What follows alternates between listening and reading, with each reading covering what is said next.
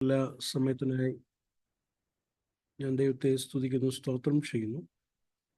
ദൈവമക്കളോടുകൂടെ ഒരിക്കൽ കൂടെ എനിക്കുമായിരിക്കുവാൻ സ്വർഗത്തിലെ ദൈവം അവിടുന്ന് ഇടയാക്കി തന്ന ഈ നല്ല അവസരത്തിനായി ഞാൻ കർത്താവിനെ സ്തുതിക്കുന്നു, സ്തോത്രം ചെയ്യുന്നു. കർത്താവിൻ്റെ വചനം സംസാരിക്കാൻ ലഭിച്ച ഈ ഭാഗ്യ പദവിക്കായി കർത്താവിനെ സ്തുതിക്കുന്നു. എല്ലാ ദൈവദാസന്മാർക്കും കടന്നു വന്ന എല്ലാ ദൈവമക്കൾക്കും ക്രിസ്തുയേശുവിൻ്റെ നാമത്തിലുള്ള സ്നേഹവന്ദനങ്ങളെ അറിയിച്ചുകൊള്ളട്ടെ. മത്തായി എഴുതിയ സുവിശേഷം 7-ാം അധ്യായം അതിൻ്റെ 13-14 വാക്യം നമുക്ക് ഇന്നത്തെ ധ്യാനത്തിന് വേണ്ടി എടുക്കാം.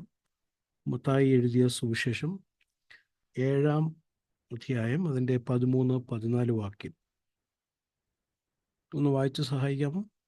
ആയിരിക്കും. ഇടുക്കുവാതിലൂടെ അകത്ത് കടപ്പീൻ. നാശത്തിലേക്ക് പോകുന്ന വാതിൽ വീതിയുള്ളതും വഴി വിശാലവും അതിൽ കൂടി കടക്കുന്നവർ അനേകരും ആകുന്നു. ജീവങ്കലേക്ക് പോകുന്ന വാതിൽ ഇടുക്കവും വഴി ഞെരുക്കവുമുള്ളത്, അത് കണ്ടെത്തുന്നവർ ചുരുക്കമത്രേ. Thank you. വീഡിയോ ഓണാക്കാൻ കഴിയുന്നവർക്ക് സാധിക്കുമെങ്കിൽ വീഡിയോ ഓണാക്കിയാൽ അത് പ്രസംഗിക്കുന്ന എനിക്ക് വളരെ ഈസി ആയിരിക്കും. കണ്ട് നിങ്ങളോട് സംസാരിക്കാൻ എനിക്ക് പറ്റും. Thank you. നമ്മളിന്ന് വായിച്ച ഈ വാക്യം വളരെ പരിചയമുള്ള വാക്യമാണെന്ന് എനിക്കറിയാം. നമ്മുടെ വാഴ്ത്തപ്പെട്ട കർത്താവായ യേശുക്രിസ്തു ശിഷ്യന്മാരോടും പൊതുജനത്തോടും പറഞ്ഞ വാക്കുകളാണ് നമ്മളിവിടെ വായിച്ചത്. പർവ്വത പ്രസംഗം എന്ന് പറയുന്ന ആ സെർമൺ ഓൺ ദ മൗണ്ടിലെ ആ പർവ്വത പ്രസംഗത്തിലെ ഒരു വാക്യം, ആ രണ്ട് വാക്കുകൾ നമ്മൾ എടുത്ത് ഇന്നത്തെ ധ്യാനത്തിന് വേണ്ടി എടുക്കുകയാണ്. മത്തായി എഴുതിയ സുവിശേഷം നമ്മൾ വിശേഷാൽ പഠിക്കുമ്പോൾ യഹൂദ പശ്ചാത്തലത്തിലുള്ളവർക്ക് അല്ലെങ്കിൽ അവരെ ഉദ്ദേശിച്ച് എഴുതിയതാണെന്നൊക്കെ നമുക്ക് കാണാൻ കഴിയും. പഴയ നിയമത്തിൻ്റെ പല വാക്യങ്ങളെയൊക്കെ കോട്ട് ചെയ്യുന്നതായിട്ട് നമുക്ക് കാണാൻ കഴിയും. അപ്പം പഴയ നിയമം പറഞ്ഞ വാഗ്ദത്തം ചെയ്ത മെഷിയ, ആ മെഷിയ വന്നിരിക്കുന്നു, ആ മെഷിയ യേശുവാണ് എന്ന് മത്തായി തൻ്റെ ഓഡിയൻസ് യഹൂദന്മാരോട് അല്ലെങ്കിൽ അവരോട് പറയുന്ന, അവരെ കൃത്യമായി പഠിപ്പിക്കുന്ന ഒരു പുസ്തകമാണ് മത്തായി എഴുതിയ സുവിശേഷം. അപ്പോൾ തന്നെ യഹൂദന്മാർക്ക് വേണ്ടി മാത്രമല്ല, കർത്താവ് യേശു ക്രിസ്തുവിനെ നാമം നല്ലതുപോലെ അറിയുവാൻ വേണ്ടി വൈഡ് ആയിട്ട് സഭയ്ക്ക് എഴുതിയിരിക്കുന്നതായിട്ട് നമുക്ക് മനസ്സിലാക്കാൻ കഴിയും. അബ്രഹാമിനെ കുറിച്ച് പറഞ്ഞു തുടങ്ങുകയും യേശുക്രിസ്തു അബ്രഹാമിൻ്റെ സന്തതിയാണെന്നും അബ്രഹാമിനോട് കർത്താവ് പറഞ്ഞ വാഗ്ദത്തം യേശുക്രിസ്തുവിൽ കൂടെ പൂർത്തീകരിച്ചു എന്നും മത്തായി വളരെ സ്പഷ്ടമായി പഠിപ്പിക്കുന്നു. കാരണം അബ്രഹാമിൻ്റെ സന്തതിയോട് കർത്താവ് പറഞ്ഞ വാഗ്ദത്തം, അല്ലെങ്കിൽ അബ്രഹാമിനോട് പറഞ്ഞ വാഗ്ദത്തം, നിന്റെ സന്തതി മൂലം ഭൂമിയിലുള്ള സകല ജാതികൾ അനുഗ്രഹിക്കപ്പെടും. മത്തായി 1:1 യേശുക്രിസ്തുവിൻ്റെ വംശാവലി അവിടെ പറഞ്ഞു തുടങ്ങുമ്പോൾ അബ്രഹാമിൻ്റെ സന്തതി എന്ന് പറഞ്ഞ് മത്തായി എഴുതിയ സുവിശേഷം 28-ാം അധ്യായം അതിൻ്റെ അവസാന വാക്യങ്ങളിലേക്ക് വരുമ്പോൾ ഭൂമിയിലുള്ള സകല ജാതികളെയും ചെന്ന് നിങ്ങൾ ശിഷ്യരാക്കിക്കൊള്ളുവിൻ, ഞാൻ നിങ്ങളെ പഠിപ്പിച്ചത് പ്രമാണിക്കാൻ തക്കവണ്ണം അവരെ ഉപദേശിക്കണം എന്ന് കർത്താവ് പറഞ്ഞു. അപ്പോൾ ഭൂമിയിലുള്ള സകലരെയും നിങ്ങൾ ചെന്ന് ഗോ ആൻഡ് മേക്ക് ഡിസൈപ്പിൾസ്. അപ്പോൾ അബ്രഹാമിന് കൊടുത്ത വാഗ്ദത്തം, ആ വാഗ്ദത്തം തൻ്റെ സന്തതിയായ യേശുക്രിസ്തുവിൽ കൂടെ പൂർത്തീകരിച്ചിരിക്കുന്നു എന്നുള്ള സൂചനയാണ് മത്തായി എഴുതിയ സുവിശേഷം നമ്മൾ പഠിക്കുമ്പോൾ നമുക്ക് കാണാൻ കഴിയുന്നത്. അപ്പോൾ അബ്രഹാമിൻ്റെ അനുഗ്രഹം എന്താ? ഇന്ന് പലരും പറയുന്നത് പോലെ അബ്രഹാമിൻ്റെ അനുഗ്രഹം ഭൗതികമായിരിക്കുന്ന അനുഗ്രഹങ്ങൾ അല്ല. അബ്രഹാമിൻ്റെ അനുഗ്രഹം എന്ന് പറയുന്നത് യേശുക്രിസ്തുവിൽ കൂടെ വിശ്വാസത്താൽ നീതീകരണം പ്രാപിച്ച് യേശുവിൻ്റെ ശിഷ്യനായി ആ നിത്യതയ്ക്ക് വേണ്ടി ഒരുങ്ങുന്നതാണ് യഥാർത്ഥമായ അബ്രഹാമിൻ്റെ അനുഗ്രഹം എന്ന് പറയുന്നത്. എന്ന് പറഞ്ഞാൽ ആത്മീക അനുഗ്രഹമാണ്. അപ്പോൾ ആ അബ്രഹാമിനെ കുറിച്ച് വളരെ സ്പഷ്ടമായി മത്തായി എഴുതിയ സുവിശേഷം പഠിപ്പിക്കുന്നുണ്ട്. അബ്രഹാമിനെ കഴിഞ്ഞതിന് ശേഷം പഴയ നിയമത്തിൽ ഏറ്റവും പ്രമുഖമായിരിക്കുന്ന ഒരു വ്യക്തിത്വമാണ് മോശ. മോശയെ കുറിച്ച് വളരെ വ്യക്തമായി നമുക്ക് ഇവിടെ സൂചനകൾ നമുക്ക് കാണാൻ കഴിയും. ഈ പർവ്വത പ്രസംഗം തന്നെ 5-ാം അധ്യായത്തിൻ്റെ 1-ാം വാക്യം നമ്മൾ പഠിക്കുമ്പം അവിടെ എഴുതിയിരിക്കുന്ന വാക്യം നമുക്കൊന്ന് ധ്യാനിച്ച് മുമ്പോട്ട് പോകാം, എന്നിട്ട് ഈ വാക്യത്തിലേക്ക് വരാം. അവൻ പുരുഷാരത്തെ കണ്ടാറെ മലമേൽ കയറി അവൻ ഇരുന്ന ശേഷം ശിഷ്യന്മാരടുക്കൽ വന്നു. അവൻ തിരുവായ് മുറിഞ്ഞ് അവരോട് ഉപദേശിച്ചു തുടങ്ങി. അപ്പം മലമേൽ കയറി മോശയ്ക്ക് ന്യായപ്രമാണം ലഭിച്ച് ആ ന്യായപ്രമാണം കൊണ്ട് ആ മോശ ഇറങ്ങി വരുന്ന ആ വരവും, യേശു മലമേൽ കയറി ഈ പ്രസംഗം പ്രസംഗിച്ചതും, മത്തായി ഇവിടെ ഉദ്ദേശിക്കുന്നത് മോശയേക്കാൾ വലിയവനായിരിക്കുന്ന ക്രിസ്തു വന്നിരിക്കുന്നെന്ന്. മോശയ്ക്ക് ന്യായപ്രമാണം ലഭിച്ചെങ്കിൽ യേശു ക്രിസ്തു താൻ പറയുന്നത് 5-ാം അധ്യായത്തിൻ്റെ 21-ാം വാക്യമൊക്കെ നമുക്ക് പരിചയമുള്ള വാക്യമാണല്ലോ. 5:21 അവിടെ നമുക്ക് കാണാൻ കഴിയുന്നത്, കുല ചെയ്യരുത് എന്ന് ഞാൻ എന്നും ആരെങ്കിലും കുല ചെയ്താൽ ന്യായവിധിക്ക് യോഗ്യനെന്നും പൂർവികന്മാരോട് അരുളി ചെയ്ത് നിങ്ങൾ കേട്ടിട്ടുണ്ടല്ലോ. അതൊരു 22-ാമത് വാക്യം നോക്കിക്കേ, ഞാനോ നിങ്ങളോട് പറയുന്നു. അപ്പൊ ഇത് അന്നുണ്ടായിരുന്ന പുരുഷാരത്തിന് മനസ്സിലായി, ഇത് മോശ പറയുന്നത് പോലുള്ളൊരു ടോണല്ല. അതാണ് 7-ാം അധ്യായത്തിൻ്റെ അവസാന 28-ാമത്തെ വാക്യം വരുമ്പോൾ അവർ വിസ്മയിച്ചു. യേശുവിൻ്റെ ഈ പ്രസംഗം കേട്ടിട്ട്, ഈ പർവ്വത പ്രസംഗം കേട്ട് അവർ വിസ്മയിച്ചു. എന്തുകൊണ്ടാണ് അവർ വിസ്മയിച്ചെന്നറിയോ? 28-ാമത്തെ വാക്യം, ഈ വചനങ്ങളെ യേശു പറഞ്ഞു തീർന്നപ്പോൾ പുരുഷാരം അവൻ്റെ ഉപദേശത്തിൽ വിസ്മയിച്ചു. കാരണം അവരുടെ ശാസ്ത്രിമാരെ പോലെയല്ല, അധികാരമുള്ളവനായത്രേ അവൻ അവരോട് ഉപദേശിച്ചത്. അപ്പോൾ അന്നത്തെ പുരുഷാരത്തിന് യേശുവിൻ്റെ ഉപദേശത്തിൽ അധികാരമുണ്ട് എന്ന് മനസ്സിലായി. അപ്പം മോശയേക്കാൾ വലിയവനായിരിക്കുന്ന ക്രിസ്തു മോശ പ്രാപിച്ചിട്ട് പറഞ്ഞെങ്കിൽ, ഇതാ കർത്താവ് പറയുകയാണ്, ഞാനോ നിങ്ങളോട് പറയുന്നു. മത്തായി എഴുതിയ സുവിശേഷം പൂർണ്ണമായി നമ്മളൊന്ന് പഠിക്കുമ്പോൾ 5 വിധമായിരിക്കുന്ന യേശുവിൻ്റെ ഉപദേശങ്ങളെ നമുക്ക് കാണാൻ കഴിയും. അത് മത്തായി എഴുതിയ സുവിശേഷത്തിൻ്റെ തൂണുകളായിട്ട് നമുക്ക് എണ്ണുന്നതിന് തെറ്റില്ല. ഒന്നാമത്തെ തൂണ്, ഒന്നാമത്തെ യേശുവിൻ്റെ പഠിപ്പിക്കൽ അല്ലെങ്കിൽ ഉപദേശം 5 തൊട്ട് 8 വരെയുള്ള അധ്യായങ്ങൾ, 7 വരെയുള്ള അധ്യായങ്ങളിലുള്ള പർവ്വത പ്രസംഗമാണ് ഒന്നാമത്തെ ടീച്ചിങ്. രണ്ടാമത്തെ ടീച്ചിങ് 10-ാം അധ്യായത്തിൽ നമുക്ക് കാണാൻ കഴിയും. 10-ാം അധ്യായത്തിൽ ഞാനതിൻ്റെ ഡീറ്റെയിൽസ്, ദൈവമക്കൾ നിങ്ങൾ പഠിക്കുന്നവരാണ്, അത് നിങ്ങൾ വായിക്കണം. അത് ചിലർക്ക് അറിയാമായിരിക്കാം, അതുകൊണ്ട് ഞാൻ എൻ്റെ ഡീറ്റെയിൽസിലേക്ക് പോകുന്നില്ല. 5 തൊട്ട് 7 വരെയുള്ള അധ്യായങ്ങൾ ഒന്നാമത്തെ ടീച്ചിങ്ങും, 10-ാം അധ്യായം രണ്ടാമത്തെ ടീച്ചിങ്ങും, 13-ാം അധ്യായത്തിൻ്റെ യേശുവിൻ്റെ 3-ാമത്തെ ഉപദേശവും, 18-ാം അധ്യായത്തിൽ യേശുവിൻ്റെ 4-ാമത്തെ ഉപദേശവും, 23-24 അധ്യായങ്ങളിൽ യേശുവിൻ്റെ 5-ാമത്തെ ഉപദേശം.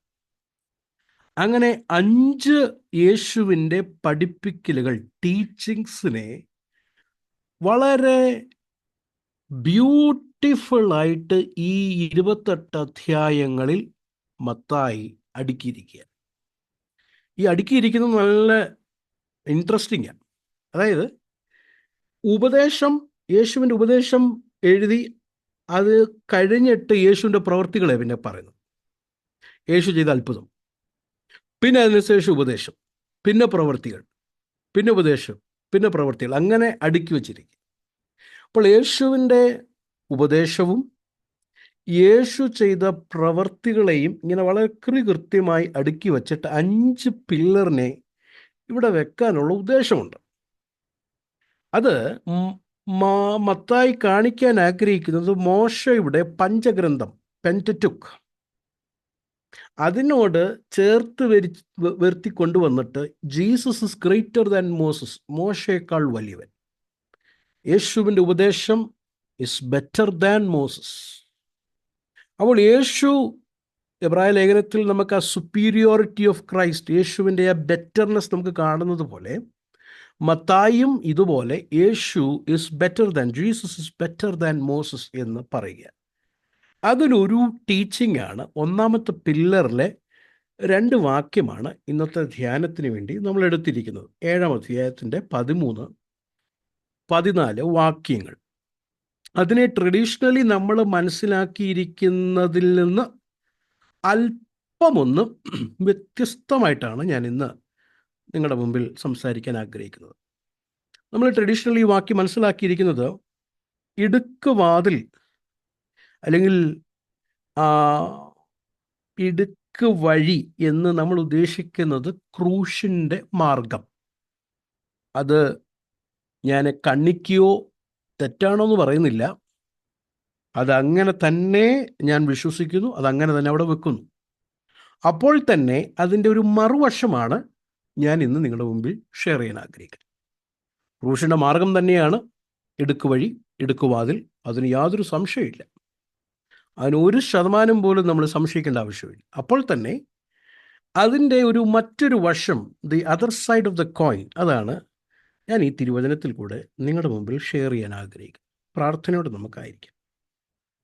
അപ്പോൾ 2 വഴി, 2 വാതിൽ, 2 ഡെസ്റ്റിനി, 2 ലക്ഷ്യം അല്ലേ? അങ്ങനെയല്ലേ? 2 വാതിലുണ്ട്, 2 വഴിയുണ്ട്, 2 ലക്ഷ്യസ്ഥാനങ്ങളുണ്ട്. ഈ യേശുവിൻ്റെ പ്രസംഗത്തിൻ്റെ അവസാനം കണ്ടോ? ഇവ ഞങ്ങളെപ്പോലുള്ള പ്രാസംഗികരൊന്നും പ്രസംഗിക്കുന്നൊന്നും പോലൊന്നുമല്ല യേശു പ്രസംഗിക്കുന്നത്. ഈ ചില പ്രാസംഗന്മാർക്ക് ഈ പ്രസംഗത്തിൻ്റെ അവസാനം ആൾക്കാരൊന്ന് എന്താ പറയുന്നത്, എക്സൈറ്റ്മെൻ്റ് ആയിട്ട് വന്നു കഴിഞ്ഞാൽ അവർ ചിന്തിക്കുന്നത് പ്രസംഗം വിജയിച്ചു. അതായത് 10 പേരൊക്കെ മുമ്പിലോട്ടൊക്കെ വന്ന്, കുറച്ച് പേരൊക്കെ കരഞ്ഞ്, 2-3 പേരെയൊക്കെ കൈയൊക്കെ ഉയർത്തി കഴിയുമ്പോൾ, ഒരു എക്സൈറ്റ്മെൻറ്റിലേക്ക് ചെന്ന് നിൽക്കുമ്പോൾ പ്രസംഗം വിജയിച്ചു. എന്നാൽ യേശുവിൻ്റെ പ്രസംഗം എന്നെ വളരെ ചാലഞ്ച് ചെയ്യുക. കാരണം യേശു തൻ്റെ പ്രസംഗത്തിൻ്റെ അവസാനം കേൾക്കുന്നവരോട് പറയുകയാണ്, നിങ്ങളുടെ മുമ്പിൽ ഇതാ ചോയ്സസ്, നിങ്ങളുടെ മുമ്പിൽ ഞാൻ വെക്കുക, നിങ്ങൾ തീരുമാനിക്കണം. 2 വഴിയുണ്ട്, നിങ്ങൾക്ക് തീരുമാനിക്കാം. 2 ലക്ഷ്യസ്ഥാനമുണ്ട്. അടുത്തത് 15 തൊട്ട് 20 വരെയുള്ള വാക്യങ്ങളിൽ 2 വിധമായിരിക്കുന്ന പ്രവാചകന്മാരുണ്ട്.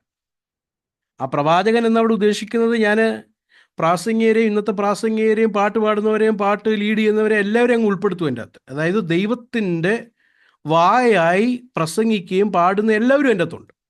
2 ടൈപ്പ് ആൾക്കാരുണ്ട്. നിങ്ങൾക്ക് ചൂസ് ചെയ്യാം ഏത് വേണം. 3, 21 തൊട്ട് 23 വരെയുള്ള വാക്യങ്ങളിൽ 21 തൊട്ട് 23 വരെയുള്ള വാക്യങ്ങളിൽ 2 ടൈപ്പ് ശിഷ്യന്മാരുണ്ട്. 2 ടൈപ്പ് ശിഷ്യന്മാർ. ഒന്ന് യേശുവിനെ കർത്താവേ കർത്താവേ എന്ന് വിളിക്കുന്ന ശിഷ്യനുമുണ്ട്. 2 യേശുവിനെ കർത്താവേ എന്ന് വിളിക്കുന്നുമുണ്ട്, അപ്പോൾ തന്നെ ദൈവഹിതം ചെയ്യുന്ന ശിഷ്യനുമുണ്ട്. നിങ്ങൾക്ക് ഏതെങ്കിലും ഒന്നിലാകും, ഏതെങ്കിലും ഒന്ന്. കർത്താവ് ഇങ്ങനെ ചൂസ് ചെയ്യാൻ പറയുക നമ്മളോട്. അടുത്തത് 24 തൊട്ട് 27 വരെയുള്ള വാക്യങ്ങളിൽ 2 വിധത്തിലുള്ള അടിസ്ഥാനങ്ങളും പണികളുമുണ്ട്. ഒന്ന് മണൽമേലും 2 പാറമേലും. എവിടാണ് നമ്മൾ പണിയാൻ ആഗ്രഹിക്കുന്നത്? അപ്പോൾ യേശുവിൻ്റെ ആ പ്രസംഗത്തിൻ്റെ അവസാനം ആൾക്കാരിങ്ങനെ ഒരു ഉപരിവിപ്ലവമായി കൊണ്ടുവന്ന് ഒന്ന് ആരാധിപ്പിച്ച് ഒരു സന്തോഷത്തോടെ പോകാം എന്നുള്ള ഒരു ഉദ്ദേശത്തിലേ അല്ല. പ്രത്യേകത, കേൾവിക്കാരുടെ ഉള്ളിൽ ഒരു പുനർചിന്തനമുണ്ടാകണം. ഞങ്ങൾ ഏത് വഴിയിലാണ്? ഇടുക്കമുള്ള വഴിയിലാണോ, വിശാലമുള്ള വഴിയിലാണോ? ഞങ്ങൾ കേൾക്കുന്ന പ്രസംഗം എങ്ങനെയുള്ള വിധത്തിലുള്ള പ്രസംഗമാ? അല്ല, ഞങ്ങൾ കേൾക്കുന്ന ദൂതുകൾ അത് എങ്ങനെയുള്ള ദൂതുകളാ? യഥാർത്ഥ ശിഷ്യനാണോ ഞാൻ, അതോ കർത്താവേ കർത്താവേ എന്ന് ഞാൻ വിളിക്കുന്നേ ഉള്ളൂ? എൻ്റെ ക്രിസ്തീയ ജീവിതത്തിൻ്റെ പണി ക്രിസ്തീയ വചനത്തിൽ ആണോ, അതോ ഉപരിവിപ്ലവമായിരിക്കുന്ന ചില ഫീലിങ്സിൽ മാത്രം പണിയുന്ന ഒരു ക്രിസ്തീയ ജീവിതമാണോ എന്ന് കേൾവിക്കാർ സ്വയം ചിന്തിക്കുകയും ഇൻട്രോസ്പെക്റ്റ് ചെയ്യാൻ വേണ്ടി പറയുന്ന ആ പ്രസംഗത്തിൻ്റെ അവസാനം ഒരു പ്രാസംഗ്യൻ എന്ന നിലയിൽ എന്നെ വളരെ ചാലഞ്ച് ചെയ്തത്. സ്തോത്രം. അപ്പം ഇന്ന് നമ്മൾ ഈ വചനം കേൾക്കുമ്പം ഞാൻ ഏത് വഴിയിലാണെന്ന് എന്ന് നമ്മളോട് തന്നെ നമുക്ക് ശോധനയാണ്. വിശാല വഴിയിലാണോ, ഇടുക്കമുള്ള വഴിയിലാണോ? എൻ്റെ ഒരു ഉദ്ദേശം, ഈ പ്രസംഗം തീരാറാകുമ്പം നമുക്ക് തന്നെ ഒരു തീരുമാനത്തിലേക്ക് വരാൻ കഴിയുന്ന ഒരു സംഗതി ഉണ്ടാകും, നമ്മൾ ഏത് വഴിയിലാണെന്നുള്ളത്. ആ വഴി ഏതാണെന്നൊക്കെ വരുന്നതിന് മുമ്പ് ഈ പർവ്വത പ്രസംഗത്തിൻ്റെ ഒരു താക്കോൽ വാക്യമുണ്ട്. ആ വാക്യം ഒന്ന് നമ്മൾ വായിക്കണം. എന്നെങ്കിലേ ഈ 7-ാം അധ്യായത്തിൻ്റെ 13-14 വാക്യങ്ങൾ നമുക്കൊന്ന് വ്യാഖ്യാനിക്കാൻ പറ്റത്തുള്ളൂ. മത്തായി എഴുതിയ സുവിശേഷം 5-ാം അധ്യായം അതിൻ്റെ 20-ാമത്തെ വാക്യം നമ്മൾ വായിക്കുമ്പോൾ 5:20, അതാണ് ഈ പർവ്വത പ്രസംഗത്തിൻ്റെ താക്കോൽ വാക്യം. നിങ്ങളുടെ നീതി ശാസ്ത്രിമാരുടെയും പരീശന്മാരുടെയും നീതിയെ കവിയുന്നില്ല എങ്കിൽ നിങ്ങൾ സ്വർഗരാജ്യത്തിൽ കടക്കുകയില്ല എന്ന് ഞാൻ നിങ്ങളോട് പറയുന്നു. ഇതാണ് ഈ പർവ്വത പ്രസംഗത്തിൻ്റെ താക്കോൽ വാക്യം, കീവേഴ്സ്. പർവ്വത പ്രസംഗത്തിൽ എഴുതിയിരിക്കുന്ന കാര്യങ്ങൾ ആർക്ക് വേണ്ടിയാണ്?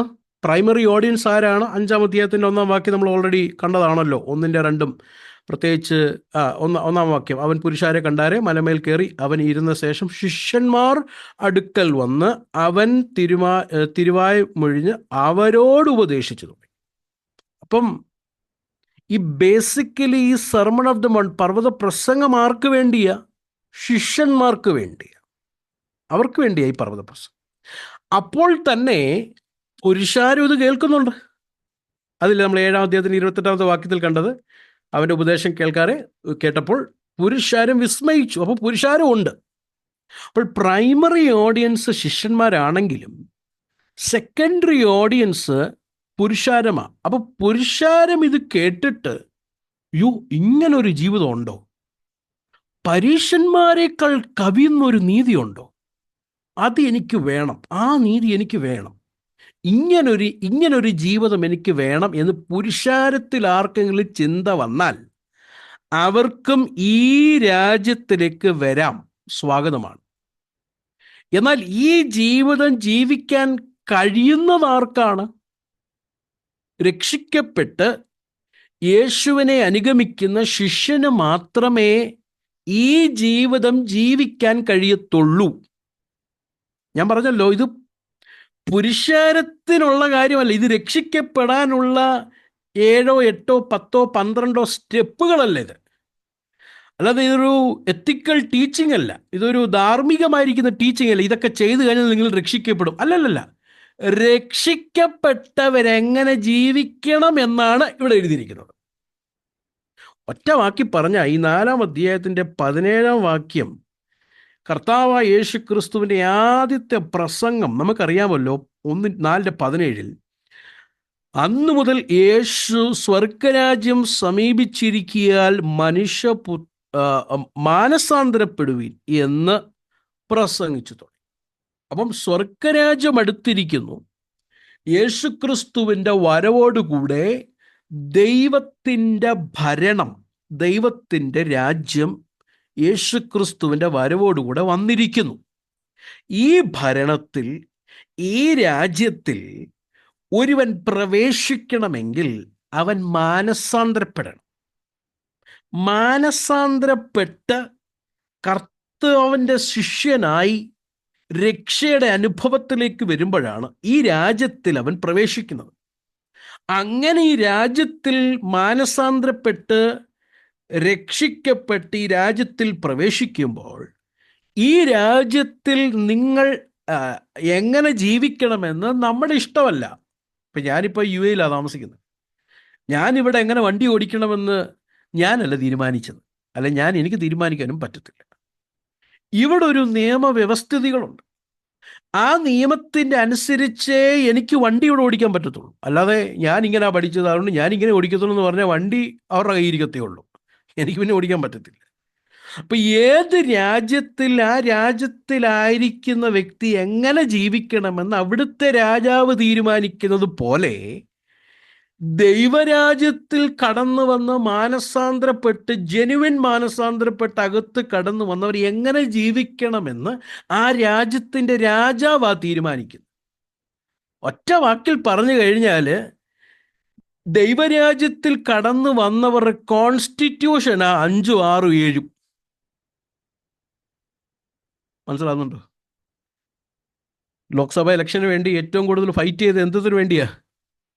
രാജ്യത്തിൻ്റെ കോൺസ്റ്റിറ്റ്യൂഷന് വേണ്ടിയാ, അല്ലേ? പുസ്തകമൊക്കെ ഇങ്ങനെ ഉയർത്തിപ്പിടിച്ച് കാണിച്ചതൊക്കെ നമ്മൾ പലരും TV കണ്ടവരാ. അതിനെ മാറ്റാൻ പറ്റത്തില്ല. അപ്പം ദൈവരാജ്യത്തിലുള്ള കോൺസ്റ്റിറ്റ്യൂഷൻ, ദൈവത്തിൻ്റെ രാജ്യത്തിൽ കടന്നു വന്ന ഒരു ദൈവ പൈതൽ ഇങ്ങനെ ജീവിക്കണം. ഒറ്റ വാക്കി പറഞ്ഞാൽ മാനസാന്തരപ്പെട്ടെന്ന് എങ്ങനെ അറിയാം? ഇതുപോലെ ജീവിതം കാണുമ്പോൾ മനസ്സിലാവും മാനസാന്തരപ്പെട്ടെന്ന്. മാനസാന്തരത്തിൻ്റെ ഫലമാണ് 5, 6, 7 അധ്യായങ്ങൾ. അപ്പം ക്രിസ്തു ശിഷ്യനായി യഥാർത്ഥമായിരിക്കുന്ന മാനസാന്തര അനുഭവത്തിലേക്ക് വന്നവരുടെ ജീവിത ശൈലിയാണ് 5, 6, 7. ഇങ്ങനെ ജീവിത ശൈലി ഉള്ളവരാണ് 5:13. ഇങ്ങനെ ജീവിക്കുന്നവരാണ് ആര്? 5:13 എന്താ എഴുതിയിരിക്കുന്നത്? നിങ്ങൾ ഭൂമിയുടെ ഉപ്പാകുന്നു. അതിനുശേഷം 14-ാമത്തെ വാക്യം, നിങ്ങൾ ലോകത്തിൻ്റെ വെളിച്ചം. കണ്ടോ? അപ്പോൾ ഇങ്ങനെ ജീവിക്കുന്നവരാണ് ഉപ്പും വെളിച്ചവും. ഇങ്ങനെ ജീവിക്കുന്നവർക്ക് മാത്രമേ ലോകത്തെ സ്വാധീനിക്കാൻ കഴിയത്തുള്ളൂ. ദൈവത്തിൻ്റെ ഭരണം ഹൃദയത്തിൽ വന്ന, ഹൃദയത്തിൽ കർത്താവ് ഭരിക്കുന്ന ഒരു ശിഷ്യന് മാത്രമേ ലോകത്തിൽ ഉപ്പും വെളിച്ചവുമാകാൻ പറ്റത്തുള്ളൂ. സ്തോത്രം. അല്ലാത്ത ഒരു വ്യക്തിക്ക് ഇതുപോലെ ജീവിക്കാൻ പറ്റത്തില്ല പ്രിയരെ. ദൈവകൃപ പ്രാപിച്ചു ദൈവസ്നേഹം തിരിച്ചറിഞ്ഞ് രക്ഷിക്കപ്പെട്ട് മാനസാന്തരപ്പെട്ട് വീണ്ടും ജനന അനുഭവം പ്രാപിച്ചവന് മാത്രമേ ഈ 5, 6, 7 അധ്യായങ്ങളിൽ പറഞ്ഞ കാര്യങ്ങളിൽ ജീവിക്കാൻ പറ്റത്തുള്ളൂ. ഞാനിപ്പം ഒരു പാമ്പും കുഞ്ഞിനെ നിങ്ങളുടെ ഈ ക്ലാസ്സിൽ എല്ലാ ദിവസവും ക്ലാസ് ഉണ്ടെന്ന് എനിക്ക് തോന്നുന്നു. വർഗീസ് പാസ്റ്റർ നല്ലതുപോലെ വചനം പഠിപ്പിക്കുന്ന ആളാണ്. ഈ പാമ്പും കുഞ്ഞിനെ നിങ്ങളുടെ സൂമിൽ 1 വർഷത്തെ ക്ലാസ് എടുത്തു കഴിഞ്ഞാൽ പറക്കൂ? നല്ലപോലെ പ്രസംഗിക്കുന്ന, നല്ലപോലെ വചനം പഠിപ്പിക്കുന്ന ആളല്ലേ വർഗീസ് പാസ്റ്റർ. പിന്നെ എന്തുകൊണ്ടാണ് ഈ പാമ്പും കുഞ്ഞ് പറക്കാത്തെ? കാരണം പറക്കാനുള്ള നേച്ചർ അതിനില്ല. അപ്പം ആ നേച്ചർ പ്രാപിക്കാത്തിടത്തോളം 1 വർഷമല്ല 10 വർഷം ഈ ബൈബിൾ ക്ലാസ് കേട്ടാലും പറക്കത്തില്ല. യഥാർത്ഥമായ മാനസാന്തര അനുഭവം ഉണ്ടായി, വീണ്ടും ജനനം അനുഭവം ഉണ്ടായെങ്കിൽ മാത്രമേ തിരുവചനപ്രകാരം ജീവിക്കാൻ പറ്റത്തുള്ളൂ. ഇത് പുതിയ നിയമം പഠിപ്പിക്കില്ലാന്നാ പലരും ചിന്തിക്കുന്നത്. ഇത് പഴയ നിയമത്തിലുമുണ്ട്. പഴയ നിയമത്തിൽ കർത്താവ് വാഗ്ദത്തം ചെയ്തിട്ടുണ്ട്. നോക്കിക്കേ, യെഹെസ്കേൽ പ്രവാചകന്റെ പുസ്തകം 36-ാം അധ്യായം അതിൻ്റെ 25-ാമത്തെ വാക്യം മുതൽ നമ്മൾ വായിക്കുമ്പോൾ, യെഹെസ്കേൽ പ്രവാചകന്റെ പുസ്തകം 36-ന്റെ 25 മുതലുള്ള വാക്യങ്ങൾ ഞാൻ വായിക്കാം. ദൈവമക്കൾ അതൊന്ന് തുറന്ന് വായിക്കണം. 36-25 നമുക്ക് പരിചയമുള്ള വാക്യമാണ്. ഞാൻ നിങ്ങളുടെ മേൽ നിർമ്മല ജലം തളിക്കും, നിങ്ങൾ നിർമ്മലരായി തീരും. ഞാൻ നിങ്ങളുടെ സകല മലിനതകളെയും സകല വിഗ്രഹങ്ങളെയും നീക്കി നിങ്ങളെ നിർമ്മലീകരിക്കും. ഞാൻ നിങ്ങൾക്ക് പുതിയൊരു ഹൃദയം തരും, പുതിയ ആത്മാവിനെ ഞാൻ നിങ്ങളുടെ ഉള്ളിൽ പകരും. കല്ലായുള്ള ഹൃദയം ഞാൻ നിങ്ങളുടെ ജഡത്തിൽ നിന്ന് നീക്കി മാംസമുള്ള ഹൃദയം നിങ്ങൾക്ക് തരും. അപ്പം ഒരു പുതിയ ഹൃദയത്തെക്കുറിച്ച് അവിടെ പറയും. എന്നിട്ട് 27-ാമത്തെ വാക്യം നോക്കി, ഞാൻ എൻ്റെ ആത്മാവിനെ നിങ്ങളുടെ ഉള്ളിൽ ആക്കി നിങ്ങളെ എൻ്റെ ചട്ടങ്ങളിൽ നടക്കുമാറാക്കും. എന്തോ ക്ലിയറായി വചനം. കർത്താവ് ഇങ്ങനെ ചെയ്യുമെന്ന് ഹെസ്കേൽ പ്രവാചകനിൽ കൂടെ മുൻപ് കൂട്ടി പറഞ്ഞിരുന്നു. ഇതിൻ്റെ നിവൃത്തീകരണമാണ് നിക്കോദിമോസിനോട് യേശു പറഞ്ഞത്. വെള്ളത്താലും ആത്മാവിനാലും വീണ്ടും ജനിച്ചില്ല എങ്കിൽ നീ ദൈവരാജ്യം കാണുകയില്ല. അപ്പോൾ പുതിയൊരു ഹൃദയം, ആ പുതിയ ഹൃദയത്തിൻ്റെ ഉള്ളിൽ 26-ാമത്തെ വാക്യം, പുതിയൊരു ആത്മാവിനെ ഞാൻ നിങ്ങളുടെ ഉള്ളിൽ ആക്കും, കല്ലായുള്ള ഹൃദയം നീക്കി. 27-ാമത്തെ വാക്യം, ഞാൻ എൻ്റെ ആത്മാവിനെ നിങ്ങളുടെ ഉള്ളിൽ ആക്കി നിങ്ങളെ എൻ്റെ ചട്ടങ്ങളിൽ നടക്കുമാറാക്കും. ഫിലിപ്പിയ ലേഖനം 2-ാം അധ്യായത്തിൻ്റെ 12-13 വാക്യങ്ങൾ ഒന്ന് നോക്കിയാട്ടെ. ഫിലിപ്പിയർക്ക് എഴുതിയ ലേഖനം 2-ാം അധ്യായം അതിൻ്റെ 12-13 വാക്യം. അതിൻ്റെ ബി പാർട്ടായിട്ട് ഞാൻ വായിക്കുന്നത്. ഭയത്തോടും വിറയലോടും കൂടെ നിങ്ങളുടെ രക്ഷയ്ക്കായി പ്രവർത്തിപ്പീൻ. ഓക്കെ, 13-ാമത്തെ വാക്യം, ഇച്ഛിക്ക എന്നതോ പ്രവർത്തിക്ക എന്നതും നിങ്ങളിൽ ദൈവമല്ലോ തിരുവുള്ളം ഉണ്ടായിട്ട് പ്രവർത്തിക്കുന്നത്. ഇപ്പോൾ പ്രവർത്തിക്കുന്നതാരാ? 12-13 വാക്യത്തിൻ്റെ അടിസ്ഥാനത്തിൽ പ്രവർത്തിക്കുന്ന 12-ാമത്തെ വാക്യത്തിൽ നമ്മളോട് പറയുകയാണ് രക്ഷയ്ക്ക് വേണ്ടി പ്രവർത്തിക്കണം. 13-ാമത്തെ വാക്യത്തിൽ പറയുകയാണ് അങ്ങനെ പ്രവർത്തിക്കണമെങ്കിൽ നമ്മുടെ ഉള്ളത്തിൽ, നമ്മുടെ ഹൃദയത്തിൽ ഇച്ഛിക്കുകയും പ്രവർത്തിക്കുക എന്നത് നിങ്ങളുടെ ഉള്ളിൽ ദൈവമല്ലോ തിരുവുള്ളമുണ്ടായിട്ട് പ്രവർത്തിക്കുന്നത്. അപ്പം കർത്താവ് എന്നിൽ കൂടെ, അതിന് ഞാൻ എൻ്റെ പാർട്ടിസിപ്പേഷൻ ഉണ്ട്, ഞാൻ അതിനെ അനുവദിച്ചു കൊടുക്കണം, ഞാൻ എൻ്റെ ഹൃദയത്തെ സമർപ്പിക്കണം, എൻ്റെ ജീവിതത്തെ സമർപ്പിക്കണം, എൻ്റെ ഭാഗം അവിടെ ഉണ്ട്. അപ്പോൾ തന്നെ അത് മാത്രമുണ്ടായിട്ട് കാര്യമായില്ല, എൻ്റെ വിൽ പവറും കൊണ്ട് നടക്കത്തില്ല. കർത്താവ് എൻ്റെ ഉള്ളിൽ എനേബിൾ ചെയ്യും, എൻ്റെ ഉള്ളിൽ എനിക്ക് കെൽപ്പ് നൽകും തിരുവചനം പോലെ ജീവിക്കാൻ വേണ്ടി. അപ്പോൾ മത്തായി 5, 6, 7 അധ്യായങ്ങൾ വളരെ നമ്മൾ പഠിക്കുമ്പോൾ ഒരു കാര്യം മനസ്സിലാക്കണം. ഇത് സ്പഷ്ടമായി രക്ഷിക്കപ്പെട്ടവരുടെ ജീവിത ശൈലിയാണ്. അവർക്കേ ഇത് ജീവിക്കാൻ പറ്റത്തുള്ളൂ. അല്ലാത്തവർക്ക് ഇതൊരു അപ്ഹിൽ ടാസ്ക് ആണ്, ഇതൊരു ഇംപോസിബിൾ കാര്യമാണ്. അത് നമുക്ക് ഇത് വായിച്ചു വരുമ്പോൾ മനസ്സിലാവും എന്തുകൊണ്ടാണ് ഞാൻ അങ്ങനെ പറഞ്ഞത്. ഓക്കെ, അപ്പോൾ 5-ാം അധ്യായത്തിൽ 20-ാമത്തെ വാക്യത്തിൽ നമ്മൾ എന്താ കണ്ടത്? മത്തായി എഴുതിയ സുവിശേഷം 5-ാം അധ്യായം എൻ്റെ 20-ാമത്തെ വാക്യത്തിൽ അവിടെ ആ വാക്ക് ശ്രദ്ധിച്ചോ? അവിടെ എഴുതിയിരിക്കുന്നത് നിങ്ങളുടെ നീതി. അപ്പോൾ ശിഷ്യനൊരു നീതി ഉണ്ടല്ലേ, നിങ്ങളുടെ നീതി. അടുത്ത പറഞ്ഞ ശാസ്ത്രിമാരുടെയും പരീശന്മാരുടെയും നീതി. അപ്പം അവർക്കും നീതിയുണ്ട്. അപ്പം നമ്മുടെ നീതി, ശിഷ്യന്റെ നീതി ആരുടെ നീതിയെ കവിയണം? പരീശന്റെയും ശാസ്ത്രിമാരുടെ നീതിയെ കവിയണമെന്ന്. ഇനി പരീശനും ശാസ്ത്രിക്ക് മാത്രമല്ല നീതി കേട്ടോ.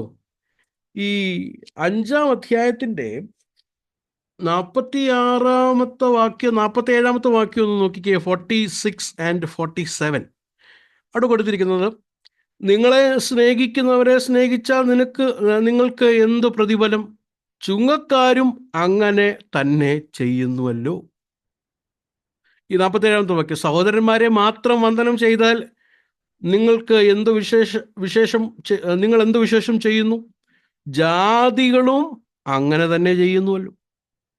അപ്പൊ ജാതികൾക്കും ഒരു നീതിയുണ്ട് അല്ലേ? അവരെ വന്ദനം ചെയ്യുന്നവരെ അവർ വന്ദനം ചെയ്യും, അവരെ സ്നേഹിക്കുന്നവരെ അവർ സ്നേഹിക്കും. പാപികൾക്കും ജാതികൾക്കും ഒരു നീതി ഉണ്ടെന്നേ. അപ്പൊ ഈ 3 നീതിയായി. ഒന്നാമത്തെ നീതി പാപികളുടെ ജാതികളുടെ നീതി, ചുങ്കക്കാരുടെയും ജാതികളുടെ നീതി. അവരെക്കാൾ ഭയങ്കര ഉയർന്ന നീതിയാണ് പരീശന്റെയും ശാസ്ത്രിയുടെ നീതി. യേശു 3-ാമത് ശിഷ്യനോട് പറയുകയാണ്, നിങ്ങളുടെ നീതി ഇവരെ കവിയണമെന്ന്. അപ്പൊ കവിയണമെന്നതിൻ്റെ അർത്ഥം, പാസ്റ്ററെ ഈ പരീശന്മാർ ആഴ്ച 2 വട്ടം ഉപവസിക്കുന്ന എനിക്കറിയാം, അപ്പം നമ്മൾ 4 വട്ടം ഉപവസിക്കണമെന്നാണ്. അപ്പോൾ കവിയണം എന്ന് പറഞ്ഞ ഉപവാസം കൂട്ടണമെന്നാണോ ഉദ്ദേശിക്കുന്നത്? അല്ല ഇപ്പം ടൈത്ത് അവർ കൊടുക്കുന്നുണ്ട്, അപ്പോൾ നമ്മൾ ടൈത്ത് കഴിഞ്ഞിട്ട് വേറെ എന്തെങ്കിലും എക്സ്ട്രാ കൊടുക്കണതിനെ കുറിച്ചാണോ? ഒരിക്കലുമല്ല. അങ്ങനെ ചെയ്താൽ തെറ്റൊന്നുമില്ല, പക്ഷെ അതല്ല ഇവിടെ യേശു കർത്താവ് ഉദ്ദേശിക്കുന്നത്. മത്തായി എഴുതിയ സുവിശേഷം 23-ാം അധ്യായത്തിലേക്ക് വരുമ്പോൾ എന്താ ഈ കവിയണം എന്ന് ഇവിടെ ഉദ്ദേശിക്കുന്നത്? ഒന്ന് വായിച്ച് സഹായിക്കാമോ? 23-ാം അധ്യായം അതിൻ്റെ 28-ാമത്തെ വാക്യം, 28, 26-ന്റെ 28. അങ്ങനെ തന്നെ പുറമേ നിങ്ങൾ നീതിമാന്മാർ എന്ന് മനുഷ്യർക്ക് തോന്നുന്നു, അകമയോ കപടഭക്തിയും അധർമ്മവും നിറഞ്ഞവരത്രേ. അപ്പം പരീശന്റെയും ശാസ്ത്രിയുടെ നീതിയെ കവിയണതിന്റെ അർത്ഥം ഇവരുടെ നീതി എല്ലാം പുറമെയാ. ശിഷ്യന്റെ നീതി കവിയണം എന്നതിൻ്റെ അർത്ഥം പുറമെ മാത്രമായിട്ട് കാര്യമില്ല, അത് അകത്തുനിന്ന് വരേണ്ട നീതിയായിരിക്കണം. Inward righteousness. വിശ്വാസത്താലുള്ള നീതീകരണത്തെക്കുറിച്ച് എനിക്ക് ഇവിടെ പറയണം എന്ന് എനിക്ക് തോന്നുന്നില്ല. ദൈവജനം പഠിക്കുന്നവരാണ് എല്ലാവരും എന്ന് എൻ്റെ ബോധ്യം. അതെന്താണെന്ന് നിങ്ങൾക്കറിയാമെന്ന് ഞാൻ വിശ്വസിക്കുന്നു. അതുകൊണ്ട് ഞാൻ അവിടേക്ക് പോകുന്നില്ല. ഒരു ശിഷ്യന്റെ നീതി തൻ്റെ സ്വന്തം നീതിയല്ല, കർത്താവിൽ താൻ വിശ്വസിച്ച് കർത്താവിൻ്റെ നീതി തനിക്ക് പ്രാപിച്ചതാ. അതാണ് വിശ്വാസത്താലുള്ള നീതിയാണ്. കർത്താവിൻ്റെ നീതി തനിക്ക് ലഭിച്ചതാ. അപ്പോൾ ശിഷ്യന്റെ നീതി സ്വന്തം നീതിയല്ല, കർത്താവിൻ്റെ നീതി തൻ്റെ മേൽ കണക്കിട്ടതാണ്. ഓക്കെ, അവിടേക്ക് ഞാൻ വിശദീകരിച്ച് പോകുന്നില്ല. അപ്പോൾ ഇവിടെ പറയുന്നത് ഒരു ശിഷ്യന്റെ നീതി കവിയണമെന്ന് എന്ന് പറഞ്ഞാൽ ഉപരിവിപ്ലവമായിരിക്കുന്ന വെളിയിലുള്ള ഒരു പുറംചട്ടയുള്ള ഒരു നീതിയല്ല വേണ്ടത്.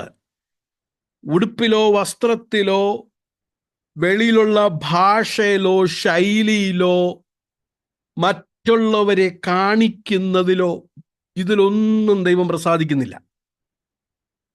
ദൈവം പ്രസാദിക്കുന്നത് ഇൻവേർഡായിട്ട് അകത്തുനിന്ന് വരുന്ന നീതി, യഥാർത്ഥമായിരിക്കുന്ന നീതി, ദൈവത്തിന് പ്രസാദമുള്ള നീതി, അതാണ് ദൈവം പ്രസാദിക്കുന്നത്. അപ്പൊ നമ്മൾ ഇന്ന് വായിച്ച കുറിവാക്യത്തിലേക്ക് നമുക്ക് വരണം.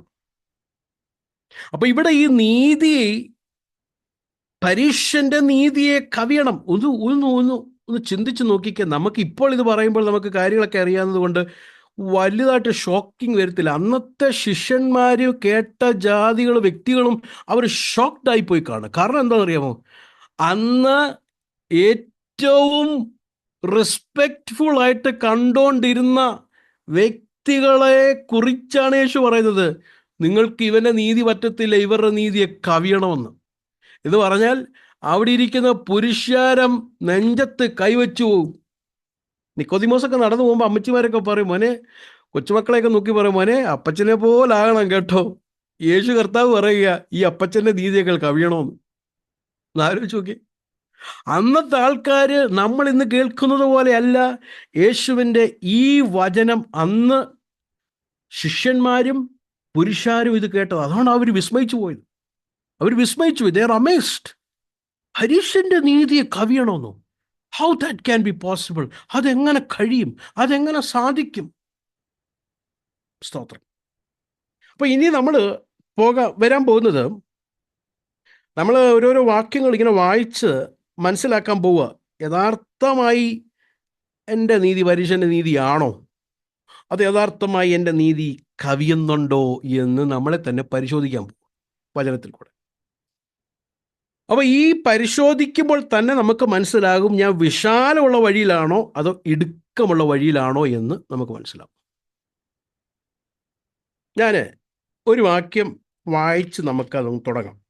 5-ാം അധ്യായത്തിൻ്റെ 21-22 വാക്യം. 21-22 വാക്യം.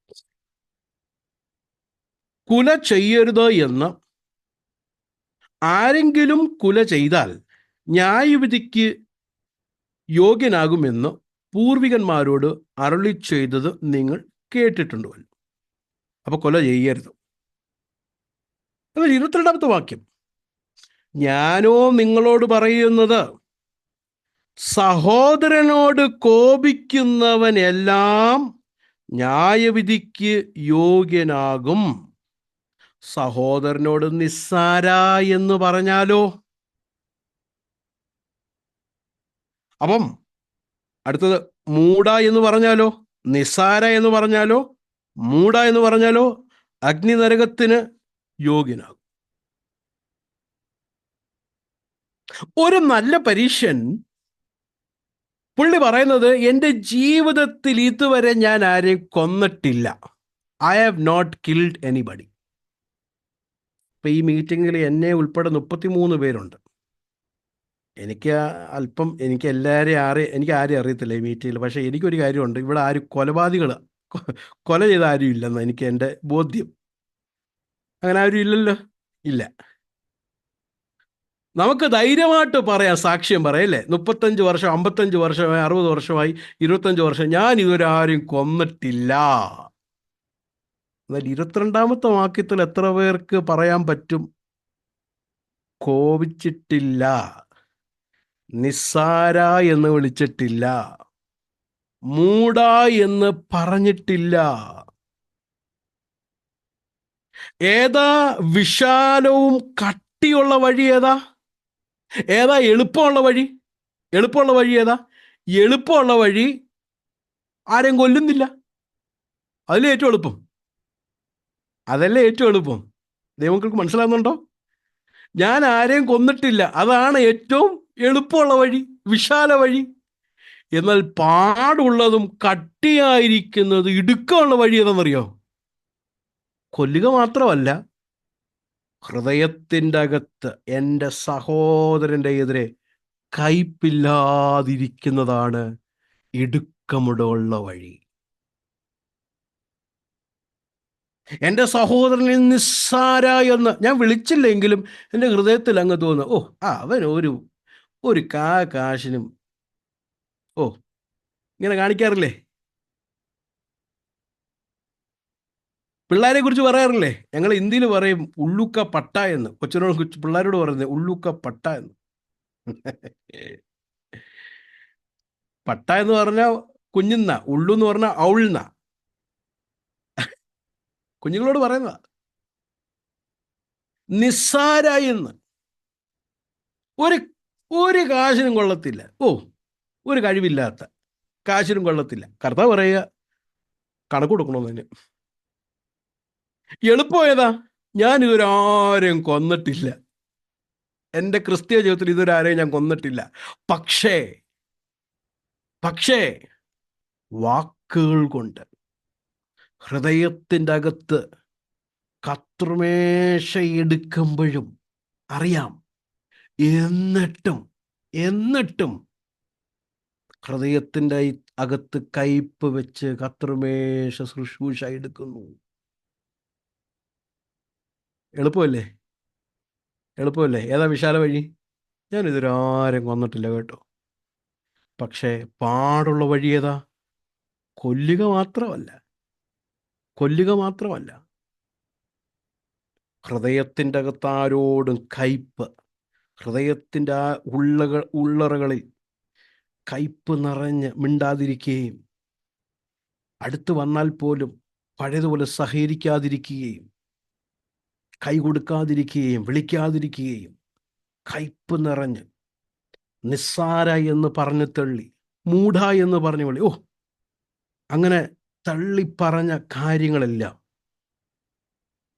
അതും ചെയ്യാതിരിക്കുന്ന വ്യക്തിയാണ് ഇടുക്കവാതിൽ കൂടെ യാത്ര ചെയ്യുന്നത്. ഇന്ന് രാത്രിയിൽ ഈ വചന ശുശ്രൂഷ കേൾക്കുമ്പോഴേ നമ്മുടെ ജീവിതത്തിൽ ആരോടും കയ്പുണ്ടെങ്കിൽ, ഹൃദയത്തിൻ്റെ അകത്ത് വിദ്വേഷം, കയ്പിൻ്റെ വല്ല വേരും ഉണ്ടെങ്കിൽ, ഇന്ന് മീറ്റിംഗ് കഴിഞ്ഞെങ്കിലോ അല്ലെങ്കിൽ നാളെയോ ആ വ്യക്തി ഒന്ന് വിളിക്കണം. ഇടുക്ക് വഴി കൂടെ പോകാൻ വേണ്ടി ഒരു തീരുമാനം നമ്മൾ എടുക്കണം. പരീക്ഷൻ്റെ നീതിയല്ല കർത്താവ് ആഗ്രഹിക്കുന്നത്. പരീക്ഷൻ്റെ നീതിയല്ല കർത്താവ് ആഗ്രഹിക്കുന്നത്. സ്വർഗത്തിൽ ചെന്ന് കഴിയുമ്പോൾ കർത്താവ് ചോദിക്കത്തില്ല, നീ എത്ര പേരെ കൊന്നു? ഞാൻ ആരെയും കൊന്നില്ല കർത്താവേ. അതുമാത്രമല്ല കർത്താവ് കേൾക്കാൻ ആഗ്രഹിക്കുന്നത്, ഹൃദയത്തിൻ്റെ അകത്ത് സഹോദരനോട് ആ ദേഷ്യം, ആ വിദ്വേഷം ഹൃദയത്തിൻ്റെ അകത്ത് വെച്ചിരിക്കുക. സ്തോത്രം. എത്ര മാതാപിതാക്കളെ എനിക്കറിയാമെന്നറിയാമോ കുഞ്ഞുങ്ങളോട് സംസാരിക്കുന്നില്ല? എത്ര കുഞ്ഞുങ്ങളെ എനിക്കറിയാമെന്നറിയാമോ മാതാപിതാക്കളോട് സംസാരിക്കുന്നില്ല? സ്തോത്രം. എത്ര പ്രായമുള്ളവരെ എനിക്കറിയാം അമ്മയപ്പന്മാരോട് മിണ്ടത്തില്ല. പക്ഷെ ഭയങ്കര ആരാധന ഞായറാഴ്ച ദിവസം. പക്ഷെ അമ്മയപ്പനോട് മിണ്ടത്തില്ല, അവരെ സ്നേഹിക്കത്തില്ല, അവരടുക്കൽ ചെല്ലത്തില്ല. പക്ഷെ ബൈബിളിൽ ഏത് ചോദ്യം ചോദിച്ചാലും ഉടനെ ആൻസർ പറയും. ആ നീതി കൊണ്ട് എന്ത് ചെയ്യാനാ? സ്തോത്രം. വിശാല വഴിയത്. കർത്താവ് പറയുകയാണ്, ഇങ്ങനെ വിശാല വഴിയിൽ പോയാൽ അതിൻ്റെ അന്ത്യം നാശമായിരിക്കും. കർത്താവ് നമ്മളെ വിളിച്ചിരിക്കുന്നത് we should not just kill. We should not even keep the anger. ഹൃദയത്തിൻ്റെ അകത്ത് കയ്പ്. മനുഷ്യരാ, ദേശത്തിൽ നിന്ന് പറഞ്ഞു വരാം, സംസാരത്തിൽ കയ്പുകൾ, പക നമ്മുടെ ഹൃദയത്തിൽ വന്നെന്ന് വരാം. പക്ഷെ ദൈവത്തിൻ്റെ കൃപ ഹൃദയത്തിൽ ഇന്ന് രാത്രികാലം ഈ വചനത്തിൽ കൂടെ കർത്താവ് തരട്ടെ. ഹൃദയം തുറന്ന് ക്ഷമിക്കുവാൻ കർത്താവിടുന്ന് കൃപ നൽകട്ടെ. കർത്താവിടുന്ന് കൃപ നൽകട്ടെ. എനിക്കിപ്പോഴും ഓർമ്മയുണ്ട്, എൻ്റെ പിതാവ് ഒരു 2 പാർട്ടികളുടെ ഇടയിൽ, നമ്മൾ ചർച്ചയിൽ വരുന്ന 2 വ്യക്തികളുടെ ഇടയിലുള്ള ആ ഒരു വിഷയത്തെ സോൾവ് ചെയ്യാൻ വേണ്ടി ചെന്നപ്പോൾ 2 പേരെയും വളരെ കുറേ ദിവസങ്ങളായിട്ട് ഇങ്ങനെ സംസാരിച്ച് ഇങ്ങനെ വെച്ച് ഒരു ദിവസം കൊണ്ടുവന്ന് ഇവരെ ഒരുമിച്ച് ഫേസ് ടു ഫേസ് കൊണ്ടിരുത്തി. എന്നിട്ട് ആദ്യത്തെ ആളോട് പറഞ്ഞു, പ്ലീസ് ദൈവനാമത്തിൽ ക്ഷമിക്കണം. ആ വ്യക്തി ഹൃദയം തുറന്ന് ദൈവനാമത്തിൽ ക്ഷമിച്ചു. മറ്റേ ആളും അതുപോലെ ചെയ്തു. ക്ഷമിച്ചു കഴിഞ്ഞ് ഫുഡെല്ലാം കഴിച്ച് എല്ലാം കഴിഞ്ഞിട്ട് പോയി.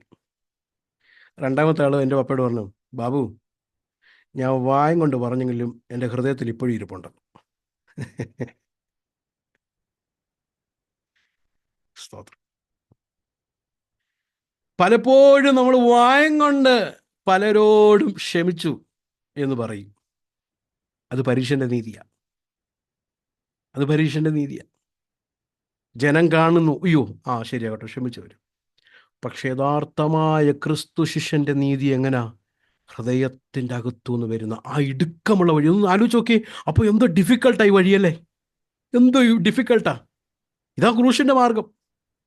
ഇതാ ക്രൂശ് എടുത്തുകൊണ്ട് നടക്കുക എന്ന് പറയുമ്പോൾ, എന്ന് പറഞ്ഞാൽ അങ്ങനെ ചെന്ന്, അതായത് അടുത്ത വാക്യത്തിൽ വരുമ്പോൾ നമുക്കത് അല്പം കൂടെ ക്ലിയർ ആവും. അതായത് ഈ 5-ാം അധ്യായത്തിൻ്റെ 23-ാമത്തെ വാക്യം തൊട്ട് നമ്മൾ വായിക്കുമ്പോൾ അല്പം കൂടെ അത് വ്യക്തമാവും. ആകയാൽ നിന്റെ വഴിപാട് യാഗപീഠത്തിങ്കൽ കൊണ്ടുവരുമ്പോൾ സഹോദരന് നിന്റെ നേരെ വല്ലതും ഉണ്ടെന്ന് അവിടെ വെച്ച് ഓർമ്മ വന്നാൽ. അവിടെ വാക്ക് കണ്ടോ? സഹോദരന് നിന്റെ നേരെ വല്ലതും. പലപ്പോഴും നമുക്ക് നേരെ തിരിച്ചാ അല്ലേ? നേരെ തിരിച്ചാ. ഇപ്പം നമ്മുടെ കയ്യിലൊരു പേപ്പർ തന്നിട്ട് നമുക്ക് ഹൃദയത്തിൽ വേദന വന്ന വിഷയങ്ങളൊന്നും എഴുതാൻ പറഞ്ഞു കഴിഞ്ഞാൽ നമ്മൾ എഴുതും, അവരിത് ചെയ്തു, ഇവർ അത് ചെയ്തു, ഒരു ലിസ്റ്റ് അവരിത് ചെയ്തു, ഇവരിത്. പക്ഷെ ഒരിക്കലും ആ ലിസ്റ്റിനകത്ത് നമ്മൾ ചെയ്ത കാര്യം വരുത്തില്ല. ശ്രദ്ധിച്ചിട്ടുണ്ടോ? ഞാൻ പറഞ്ഞ കാര്യം, ഞാൻ പറഞ്ഞത് കൊണ്ടാണ് ഇങ്ങനെ സംഭവിച്ചത്, ഞാനിങ്ങനെ ഇടയ്ക്ക് പറഞ്ഞത് കൊണ്ടാണ് ഇങ്ങനെ സംഭവിച്ചത്, ഞാനിങ്ങനെ ഫോൺ വിളിച്ചത് കൊണ്ടാണ് ഇങ്ങനെ സംഭവിച്ചത് എന്ന് നമ്മുടെ തെറ്റുകൾ ഒരിക്കലും വരുത്തില്ല. മറ്റുള്ളവർ നമ്മളോട് എന്താ ചെയ്തെന്നാണ് കൂടുതൽ നമുക്ക് ഓർമ്മ വരുന്നത്. നമ്മൾ ചെയ്ത അത്ര ഓർമ്മ വരുത്തില്ല. ഇവിടെ നോക്കിക്കേ, അവിടെ 23-ാമത്തെ വാക്യം, സഹോദരന് നിന്റെ നേരെ വല്ലതും ഉണ്ട് എന്ന് അവിടെ വെച്ച് ഓർമ്മ വന്നാൽ കൈ കൊട്ടി അന്യഭാഷ പറഞ്ഞങ്ങ് ആരാധിച്ചോണം കേട്ടോ. അങ്ങനെയാണോ എഴുതിക്കുന്നേ? അത് വിശാലമുള്ള വഴിയാ. അത് വിശാലമുള്ള വഴി. ഇടുക്ക് വഴി എന്താണെന്നറിയാമോ? നിന്റെ വഴിപാട് അവിടെ യാഗപീഠത്തിൻ്റെ മുമ്പിൽ വെച്ച് നമ്പർ 1 ഫസ്റ്റ് ആരാധനയല്ല, ഫസ്റ്റ് വർഷിപ്പല്ല. ചെന്ന് സഹോദരനോട് നിരന്നുകൊള്ളുക. സ്തോത്രം. ഫസ്റ്റ് നീ വിചാരിക്കുന്നത് നിന്റെ ഈ യാഗമൊക്കെ കണ്ട് ഞാൻ അങ്ങ് പ്രസാദിച്ച് നീ ചെയ്ത ഈ പ്രവൃത്തി ഞാൻ അങ്ങ് മറന്നു പോകുന്നല്ലേ? അല്ല, എനിക്ക് നിന്റെ യാഗം വേണ്ട. എനിക്ക് അറപ്പാണ് നിന്റെ ഈ സ്തോത്രം. എനിക്ക് അറപ്പാണ് നിന്റെ ഈ ആരാധന.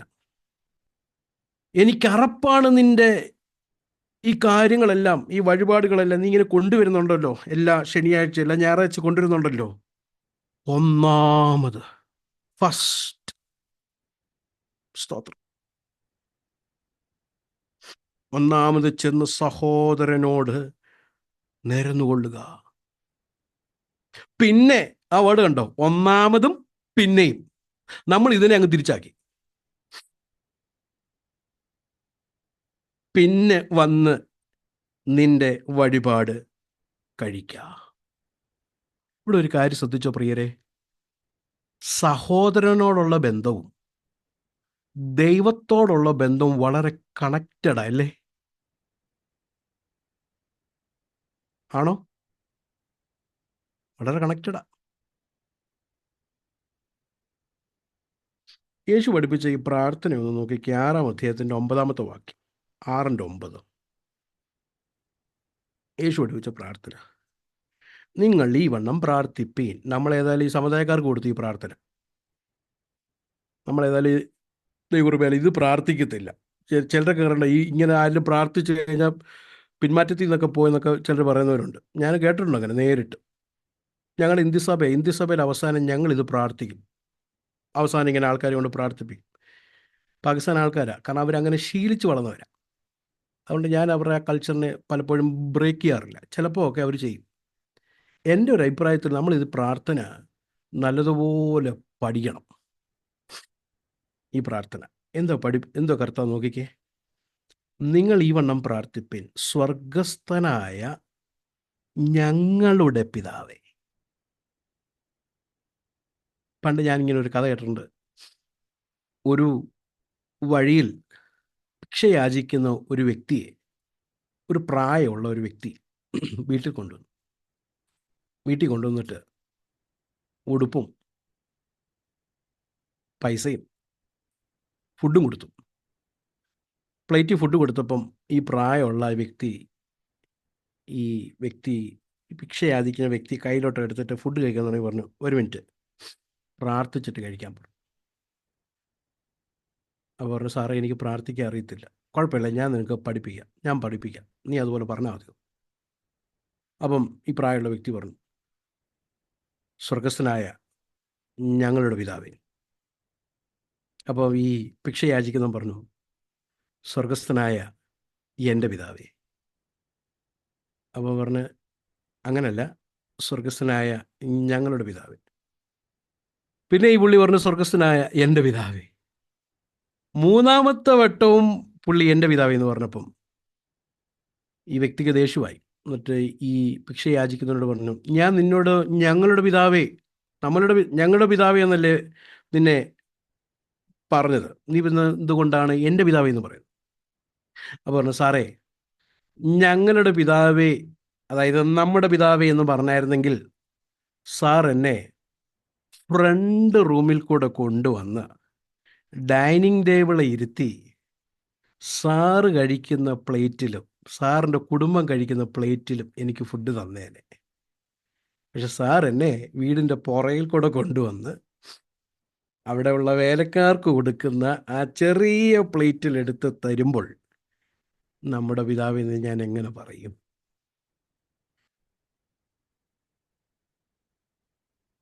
സഹോദരനുമായിട്ടുള്ള ബന്ധവും ദൈവവുമായിട്ടുള്ള ബന്ധവും വളരെ കണക്റ്റഡാ പ്രിയരെ.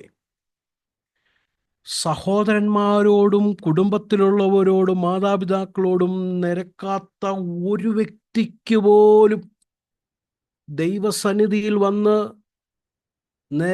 നിരക്കാതെ റീകൺസൈൽ ചെയ്യാതെ ദൈവസന്നിധിയിൽ വന്ന് നമ്മൾ ഒരിക്കലും ചിന്തിക്കരുത് ദൈവം പ്രസാദിക്കുന്നുണ്ട് അങ്ങനത്തെ ആരാധനയിൽ. God does not delight. നമ്മൾ വിശാലമുള്ള വഴിയിലേക്കാണ് യാത്ര ചെയ്യുന്നത്. നമുക്ക് തോന്നുക ദൈവം പ്രസാദിക്കുന്നത്, പക്ഷെ അങ്ങനല്ല. അവിടെ വാക്ക് 5-ാം അധ്യായത്തിൻ്റെ 24-ാമത്തെ വാക്ക്, first be reconciled to your brother and then come. ദൈവം ആബേലിന്റെ യാഗത്തിലും പ്രസാദിച്ചത്. First ആബേലിൽ പ്രസാദിച്ചു, personal പ്രസാദിച്ചു. ഞാനിങ്ങനെ ഒരു മിഷണറിയുടെ ഒരു കഥ കേട്ടിട്ടുണ്ട്. താൻ ഇംഗ്ലണ്ടിൽ നിന്ന് വരുന്നതിന് മുമ്പ് അവിടെ തനിക്ക് 7-8 വയസ്സുള്ളായിരുന്നപ്പം ഓഫറിങ് എൻ്റെ അപ്പനും അമ്മയോ ചർച്ചിൽ കൊണ്ടുപോയി. അഷേഴ്സ് വന്ന് ഓഫറിങ് സഞ്ചി ഇങ്ങനെ ഓരോരുത്തർ കൊണ്ടുപോയി. ഈ പയ്യൻ്റെ അടുത്തും കൊണ്ടുവന്നു. 8 വയസ്സൊക്കെ കണ്ടുള്ളൂ. കൊണ്ടുവന്നപ്പം ആ പയ്യൻ പറഞ്ഞു, ഇച്ചിരി താഴ്ത്താൻ പറഞ്ഞു. അപ്പം അഷർ അല്പം കൂടെ താഴ്ത്തി. കൊച്ചു പയ്യനല്ല, അല്പം കൂടെ താഴ്ത്തി. പിന്നെയും പറഞ്ഞു അല്പം കൂടെ താഴ്ത്താൻ പറഞ്ഞു. പറഞ്ഞാൽ ഇച്ചിരി കൂടെ താഴ്ത്തി. ഇനി എന്തിനാ ഇച്ചിരി കൂടെ താഴ്ത്തുന്നത്? കുറച്ച് കണ്ട് പറഞ്ഞു താഴെ വെക്കാൻ പറഞ്ഞു. താഴെ വെപ്പിച്ചു. ഈ പയ്യൻ ആ ഓഫറിങ് സഞ്ചിയുടെ മേളിലേട്ട് നിന്നിട്ട് പറഞ്ഞു, lord, I don't have any money, I give myself as a offering. എൻ്റെ കയ്യിൽ ഒരു പോലുമില്ല, ഞാൻ എന്നെ തന്നെ അവിടുത്തെ മുൻപാകെ സമർപ്പിക്കുന്നു.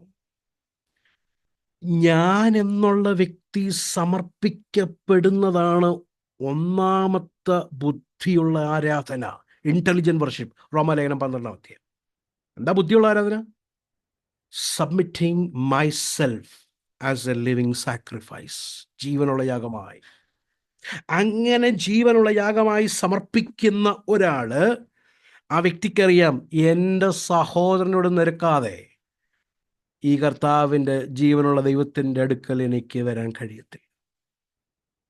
അടുത്തത് 27-ാം വാക്യം, മത്തായി എഴുതിയ സുവിശേഷം 5-27.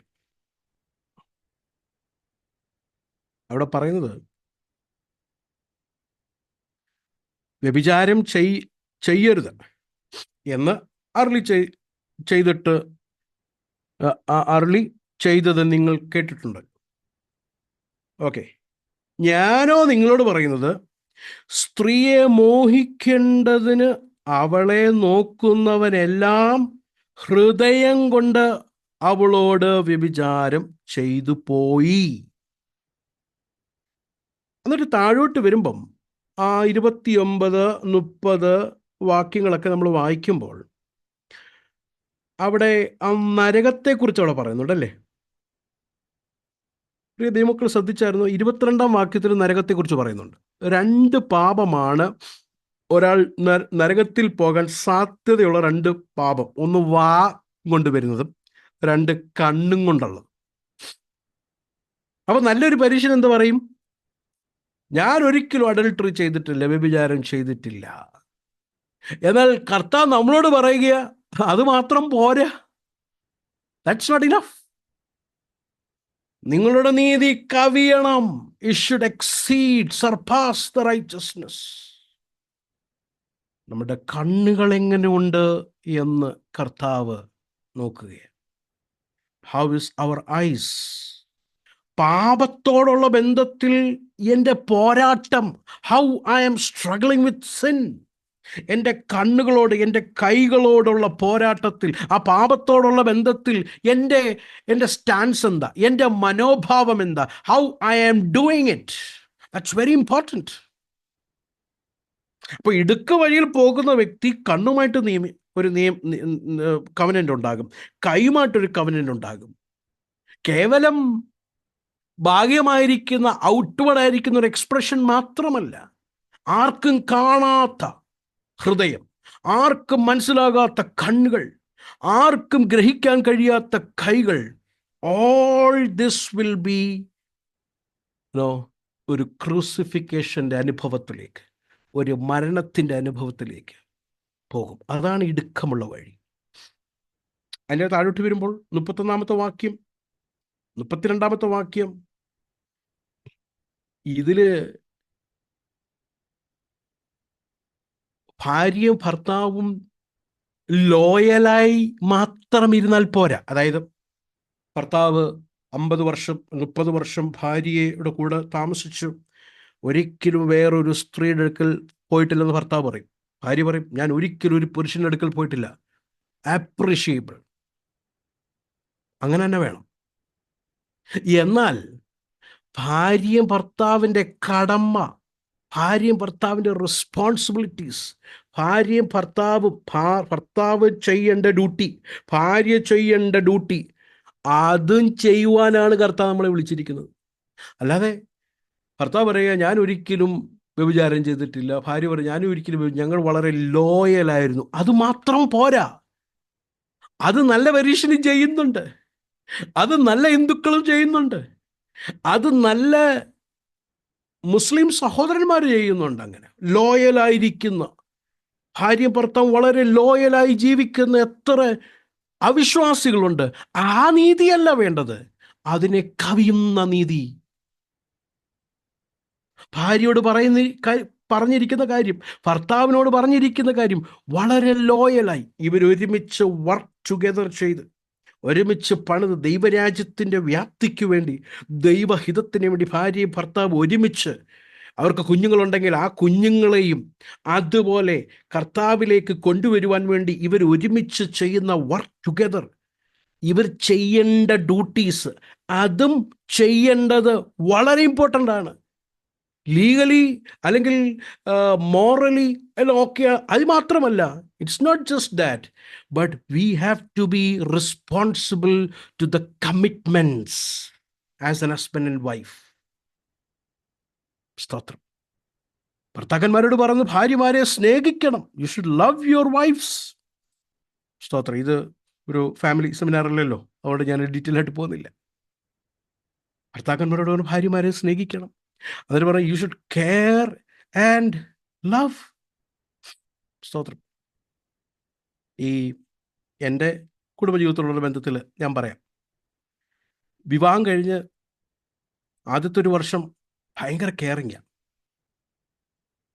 പക്ഷെ ഒരു വർഷം കഴിയുമ്പം റെസ്പോൺസിബിലിറ്റീസും കുഞ്ഞുങ്ങളും ഒക്കെ ഉണ്ടായി കഴിയുമ്പം, അത് കാരണം കൊണ്ടായിരിക്കണം, ലവിങ് ഉണ്ടെങ്കിലും കെയറിങ് അങ്ങ് നിന്നു. ഞാനൊരു ഉദാഹരണം പറയാം. ഭാര്യയ്ക്ക് നല്ല തലവേദനയാണെന്ന് വിചാരിച്ചു. അപ്പം ഞാൻ 2 തലവേദനയ്ക്കുള്ള ഗുളിക വാങ്ങിച്ചു കൊടുത്തു.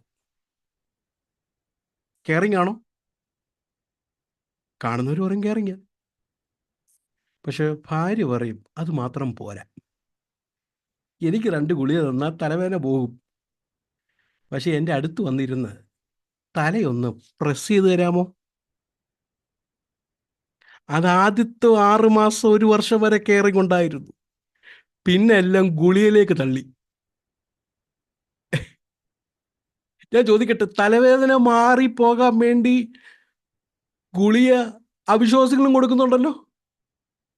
പിന്നെ യേശുവിൻ്റെ ശിഷ്യനാന്ന് പറഞ്ഞിട്ട് ഞാൻ എന്തിനാ നടക്കുന്നേ? എന്നെ വിളിച്ചത് ഗുളിക മാത്രം കൊടുക്കാനല്ല, ഗുളിക മാത്രം കൊടുക്കാനല്ല. ആ കെയറിങ്, അത് മത്തായി എഴുതിയ സുവിശേഷത്തിൽ, അല്ല സോറി, എഫെസ്യർക്കെഴുതിയ ലേഖനത്തിൽ കാണാൻ കഴിയും. ഒന്ന് വായിച്ചാട്ട്, 5-ാം അധ്യായം, സോറി, അതെ 5-ാം അധ്യായം, അതിൻ്റെ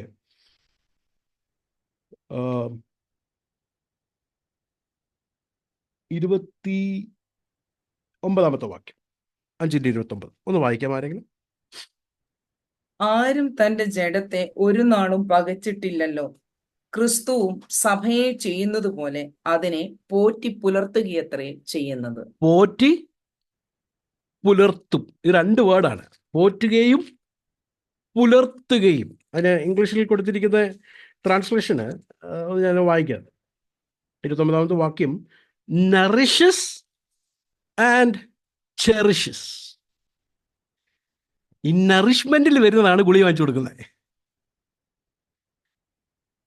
പുലർത്തുന്നതാണ്, ചെറിഷിങ്ങിലാണ് ഗുളികയുടെ കൂടെ തലയും എന്ത് ചെയ്യുന്നത്. എത്ര സൗരമാനം കേൾക്കുന്നുണ്ടെന്ന് എനിക്കറിയത്തില്ല. സ്തോത്രം. ഇത് മിക്കവാറും ചെറിഷിങ് നടക്കുന്ന എപ്പോഴാണെന്നറിയോ? കുഞ്ഞുങ്ങളെല്ലാം വിവാഹമൊക്കെ കഴിഞ്ഞ് അവർക്കൊക്കെ മക്കളായി, അവരൊക്കെ ദൂരെ പോയി കൊണ്ട് അപ്പച്ചനും അമ്മച്ചിയും മാത്രമേ ഉള്ളപ്പം ചിലയിടത്ത് ഞാൻ ശ്രദ്ധിച്ചിട്ടുണ്ട് ചെറിഷിങ് നടക്കുക. ആ പണ്ട് നടന്നത് ഏറ്റവും അവസാനത്തിലാണ് വരുന്നത്, ഇതിൻ്റെ ഇടയ്ക്ക് വരത്തില്ല. സ്തോത്രം. അപ്പൊ ക്രിസ്തു ശിഷ്യന്റെ ജീവിതം എങ്ങനെയാ? ക്രിസ്തു ശിഷ്യന്റെ ജീവിതം,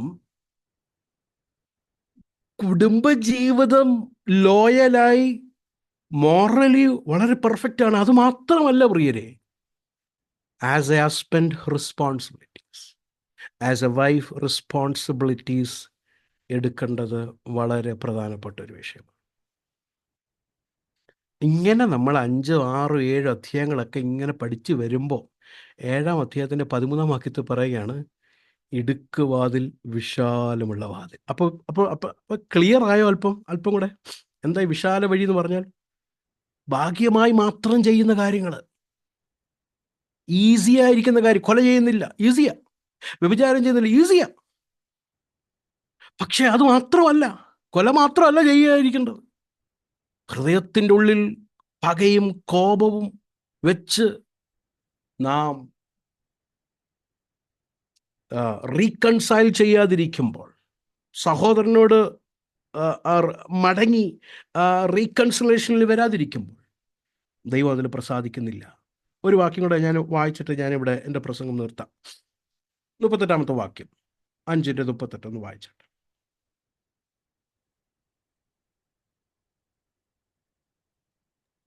കണ്ണിന് പകരം കണ്ണും പല്ലിന് പകരം പല്ലും എന്ന് അരുളി ചെയ്തത് നിങ്ങൾ കേട്ടിട്ടുണ്ടല്ലോ. കണ്ണിന് പകരം കണ്ണും പല്ലിന് പകരം പല്ലും. ഈസി അല്ലേ? ഇല്ലേ? ഇങ്ങനൊക്കെ സ്തോത്രമൊക്കെ പറഞ്ഞുകൊണ്ടിരുന്നോ? ചോദിക്കേണ്ട കാര്യങ്ങളൊന്നും സമയത്തിന് ചോദിക്കാത്തത് കൊണ്ടാണ് ഇങ്ങനൊക്കെ വരുന്നതെന്ന് ചൂട് കയറ്റി കൊടുക്കുന്ന അമ്മമാരെ എനിക്ക് നല്ലപോലെ അറിയാം. നിങ്ങളിങ്ങനെയൊക്കെ സ്തോത്രമൊക്കെ പറഞ്ഞുകൊണ്ടിരിക്കുന്നത് കൊണ്ടാണ് ഇങ്ങനെ ഇരിക്കുന്നത്. ചോദിക്കേണ്ട സമയത്തൊക്കെ ചോദിക്കണ്ടേ അച്ഛാ? സ്തോത്രം. ഞാനീ വിസിറ്റിങ്ങിനൊക്കെ പോകുമ്പോൾ കേൾക്കുന്ന കാര്യങ്ങളാണ്. പാസ്റ്ററെ, ചോദിക്കേണ്ട സമയത്ത് ചോദിക്കണം, അല്ലാതെ ഇങ്ങനെ ഇരുന്നിട്ട് കാര്യമില്ല. സ്തോത്രം. എന്ന് പറഞ്ഞാൽ കണ്ണിന് പകരം കണ്ണ്, പല്ലിന് പകരം പല്ല്. ഏറ്റവും എളുപ്പമുള്ള കാര്യമാണ്. എൻ്റെ ലൈഫിൽ നടന്നൊരു കാര്യം പറയാം. ഞാൻ ഓരോ ദിവസവും ഇങ്ങനെ ഒരു മാർക്കറ്റിലൊക്കെ പോയി തിരിച്ചു വരാൻ നേരത്ത് വണ്ടി ഓടിച്ചുകൊണ്ടിരിക്കുക. സ്ലോ സ്പീഡിൽ, 40 സ്പീഡിൽ ഞാൻ വണ്ടി പോകുന്നുള്ളൂ. ഞാനിങ്ങനെ പോയിക്കൊണ്ടിരിക്കുമ്പോൾ ഓപ്പോസിറ്റിലൊരു വണ്ടി നിർത്തിയിട്ടിരിക്കുക, ഹൈ ബീമിൽ. എൻ്റെ കണ്ണിൽ ഇത് വന്ന് അടിച്ച് എനിക്കൊരു മങ്ങിപ്പോയി. അപ്പം എനിക്ക് ഉടനെ ഇത് കണ്ണിൽ ലൈറ്റ് അടിച്ചപ്പം ഉടനെ ഓർത്ത് അത് ശരിയല്ലല്ലോ എന്ന് പറഞ്ഞു. ഞാൻ അല്പം കൂടെ വണ്ടി കുറച്ചിട്ട് ഞാനും ബീമിട്ടിട്ട് സ്ലോ ആക്കിയിട്ട് ഇവൻ്റെ അടുത്തൂടെ പെതുക്കെ ഇച്ചിരി കൂടെ ഞാൻ പോയി. എന്തിനാ പോകാൻ കാരണം? അവനും ഈ വേദന അറിയണം എന്ന ഉദ്ദേശത്തിലാണ് ഞാൻ പോയത്. ഈ ഭീമൊക്കെ ഇട്ട് അവനും ഇത് കിട്ടിയെന്നൊക്കെ മനസ്സിലായി ഇവനെ ക്രോസ് ചെയ്തൊക്കെ പോകുമ്പം ആ ഹൃദയത്തിലുള്ള സന്തോഷം ഭയങ്കരമാണ് കേട്ടോ. കണ്ണിന് പകരം കണ്ണ്, പല്ലിന് പകരം പല്ല്. സ്തോത്രം. പക്ഷെ ഈ വചനം എൻ്റെ ഹൃദയത്തിൽ കയറി ഭയങ്കരമായിട്ട് ചാലഞ്ച് ചെയ്തു. ഒരു ശിഷ്യൻ എങ്ങനെയാണ് കണ്ണിന് പകരം കണ്ണ്? അതൊരു പാപികളും അങ്ങനെയല്ലേ ചെയ്യുന്നത്? പരീക്ഷനും അങ്ങനെ ചെയ്തത്, കണ്ണിന് പകരം കണ്ണ്, പല്ലിന് പകരം പല്ല്. എന്നാൽ നിങ്ങളുടെ നീതി പരീക്ഷന്റെയും ശാസ്ത്രിമാരുടെ നീതിയും കവിയണം. കണ്ണിന് പകരം കണ്ണ്, പല്ലിന് പകരം പല്ല് നിങ്ങൾ ചെയ്തു കഴിഞ്ഞാൽ വിശാല വഴിയിൽ അതാ വളരെ ഈസിയാ അത്. എന്നാൽ നമ്മളെ വിളിച്ചിരിക്കുന്നത് ആ ഇടുക്കമുള്ള വഴിയിൽ കൂടെ പോകാനാ, പാടുള്ള വഴി കൂടെ പോകാനാ. ഏതാ ഈസി അല്ലാത്ത? നോക്കിക്കേ, താഴോട്ട് എഴുതിയിട്ടുണ്ട്. അതിൻ്റെ 39-ാമത്തെ വാക്യം തൊട്ടൊന്ന് വായിക്കാം.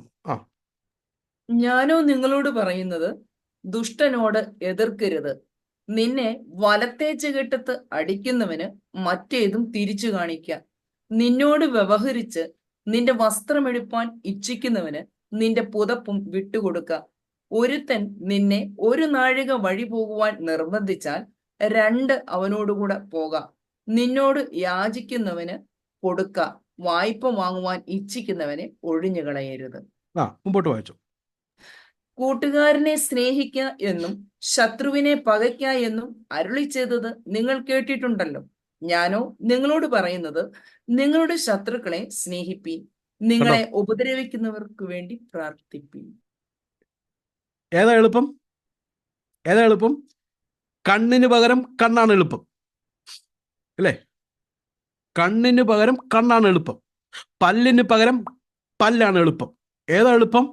ശത്രുക്കളെ പകയ്ക്കുകയും കൂട്ടുകാരനെയും സ്നേഹിക്കുന്നതാണ് എളുപ്പം.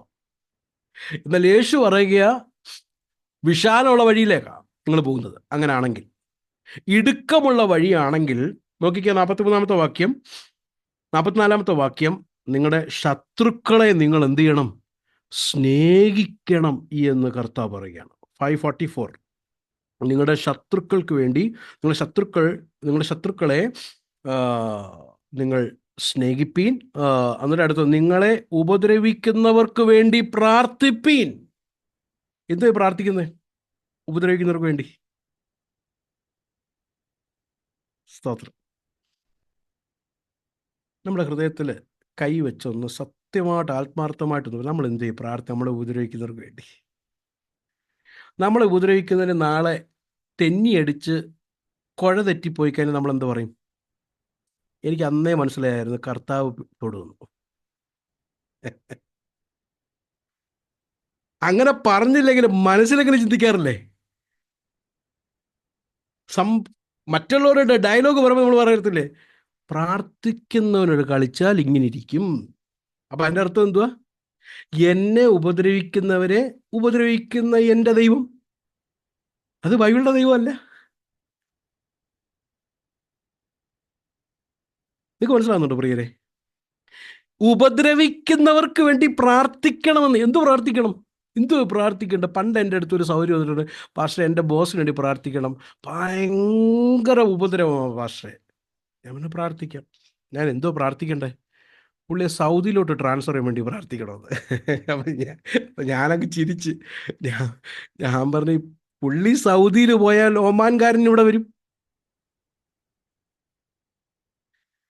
ട്രാൻസ്ഫർ ചെയ്യാൻ വേണ്ടി പ്രാർത്ഥിക്കുക. ഞാനീ പറയുന്നത് പെന്തക്കോസ്തുകാരെ കുറിച്ചാണ് കേട്ടോ, അവിശ്വാസികളെ കുറിച്ചൊന്നുമല്ല. നല്ല പെന്തക്കോസ്തുകാരെ കുറിച്ചാണ് പറയുന്നത്.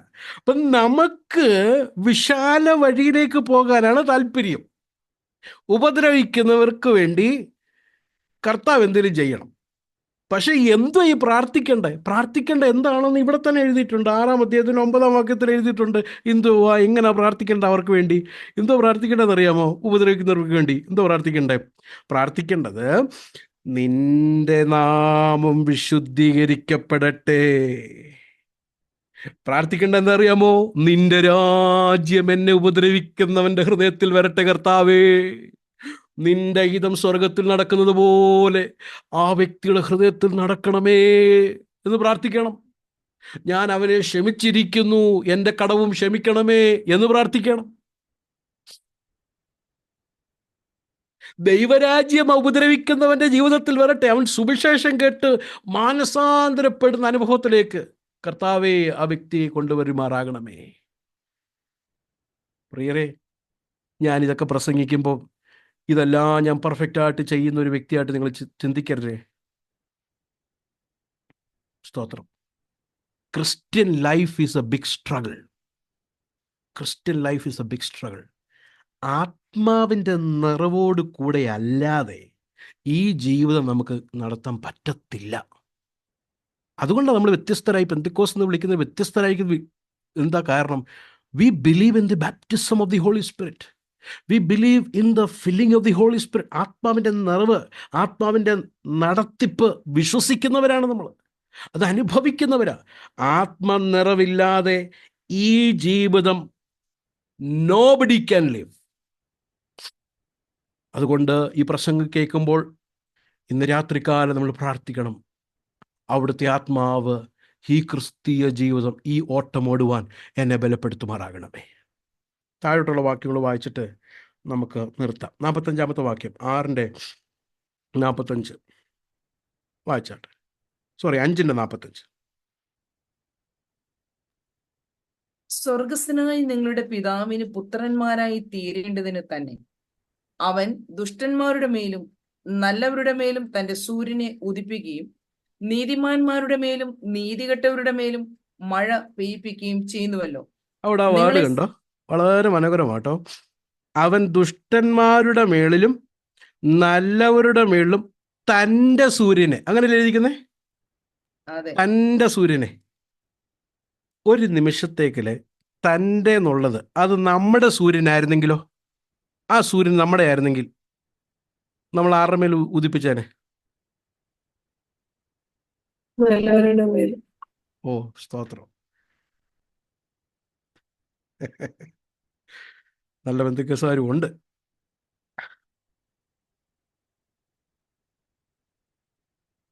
തൻ്റെ സൂര്യനെ ദുഷ്ടന്മാരുടെ മേളിലും നീതിമാന്മാരുടെ മേളിലും നല്ലവരുടെ മേളിലും ഉദിപ്പിക്കുന്നു. നമ്മളെ പകയ്ക്കുന്ന, നമ്മളെ ഉപദ്രവിക്കുന്ന ഇവരുടെ മേളിൽ നമ്മൾ ഉദിപ്പിക്കുമോ ആ സൂര്യനെ? നമ്മുടെ ആണെങ്കിൽ. ഞാനങ്ങ് ഒരു ഹൈപ്പോത്തറ്റിക്കലായിട്ട് ചിന്തിക്കുക. അങ്ങനെ. അപ്പം ഇവിടെ നമ്മളെ വിളിച്ചിരിക്കുന്നത് ആ ഇടുക്ക് വഴിയിൽ കൂടെ നടക്കാൻ വേണ്ടിയാണ്. അവിടെ ആ വാക്ക് സ്വർഗസ്ഥനായ ഞങ്ങളുടെ പിതാവിന് പുത്രന്മാരായി തീരേണ്ടതിന് തന്നെ. എന്നിട്ട് 48-ാമത്തെ വാക്യം, ആകയാൽ നിങ്ങളുടെ സ്വർഗസ്ഥനായ പിതാവ് സൽഗുണപൂർണനായിരിക്കുന്നത് പോലെ. പെർഫെക്റ്റ്. ഇവിടെ പെർഫെക്റ്റ് എന്ന് ഉദ്ദേശിക്കുന്നത് പിതാവായ ദൈവത്തിനെ പോലെ നമുക്ക് പെർഫെക്റ്റ് ആകാൻ പറ്റത്തില്ല. ഇൻട്രൻസിക്കായി പെർഫെക്റ്റ് ആകാൻ പറ്റത്തില്ല. താൻ പൂർണ്ണ ജ്ഞാനി, പൂർണ്ണ സർവ്വവ്യാപിയായിരിക്കുന്ന ദൈവത്തിനെ പോലെ പെർഫെക്റ്റ് ആകാൻ നിത്യതയിൽ ചെന്നാലും നമുക്ക് പറ്റത്തില്ല. അത് നമ്മൾ മനസ്സിലാക്കണം. എന്നാൽ പൂർണ്ണനാണ്, സൽഗുണപൂർണ്ണനാകേണ്ട അർത്ഥം എന്താ?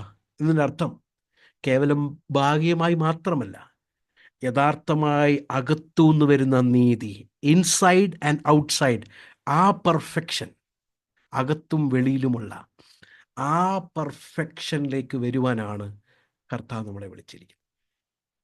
അങ്ങനെ നടക്കുന്ന ഒരു ദൈവ പൈതലാണ് ആ ഇടുക്കമുള്ള ജീവനിലേക്കുള്ള യാത്രയിലേക്ക് തന്നെ യാത്ര ചെയ്യുന്നത്. പ്രിയപ്പെട്ടവരെ, അങ്ങനെ യാത്ര ചെയ്യുവാൻ ഇന്ന് രാത്രികാലം കർത്താവ് നമ്മളെ ഇടയാക്കുമാറാകട്ടെ. കൊല ചെയ്യുന്നില്ല എന്നുള്ള സത്യമാണ്. എന്നാൽ അതിൽ മാത്രം അത് പോരാ. നമ്മുടെ ഹൃദയത്തിൽ, നമ്മുടെ വായിൽ, നമ്മുടെ കണ്ണുകൊണ്ട്, നമ്മുടെ കൈ കൊണ്ട്, നമ്മുടെ ജീവിത ശൈലിയിൽ നാം പരീശൻ്റെ നീതിയേക്കാൾ കവിയുന്നില്ല എങ്കിൽ നാം വിശാല വഴിയിൽ കൂടെ നടക്കുക. നമ്മളെ തന്നെ കർത്താവിൻ്റെ കരങ്ങളിലേക്ക് സമർപ്പിക്കാൻ ഞാൻ നേരത്തെ പറഞ്ഞതുപോലെ പർവ്വത പ്രസംഗത്തിൽ ഉള്ള ജീവിതം, അത് ജീവിക്കാൻ ആത്മനിറവുള്ള ഒരു ദൈവത്തിനെ പറ്റത്തുള്ളൂ. അങ്ങനെ ആത്മനിറവോടുകൂടെ ആത്മാവ് നയിക്കുന്നത് പോലെ തിരുവചനത്തെ ആധാരമാക്കി മാത്രം ജീവിക്കാൻ കർത്താവ് നമ്മളെ ഓരോരുത്തരെ ഇടയാക്കുമാറാകട്ടെ. ഈ വചനങ്ങളാൽ ദൈവം നിങ്ങളെല്ലാവരെയും അനുഗ്രഹിക്കുമാറാകട്ടെ.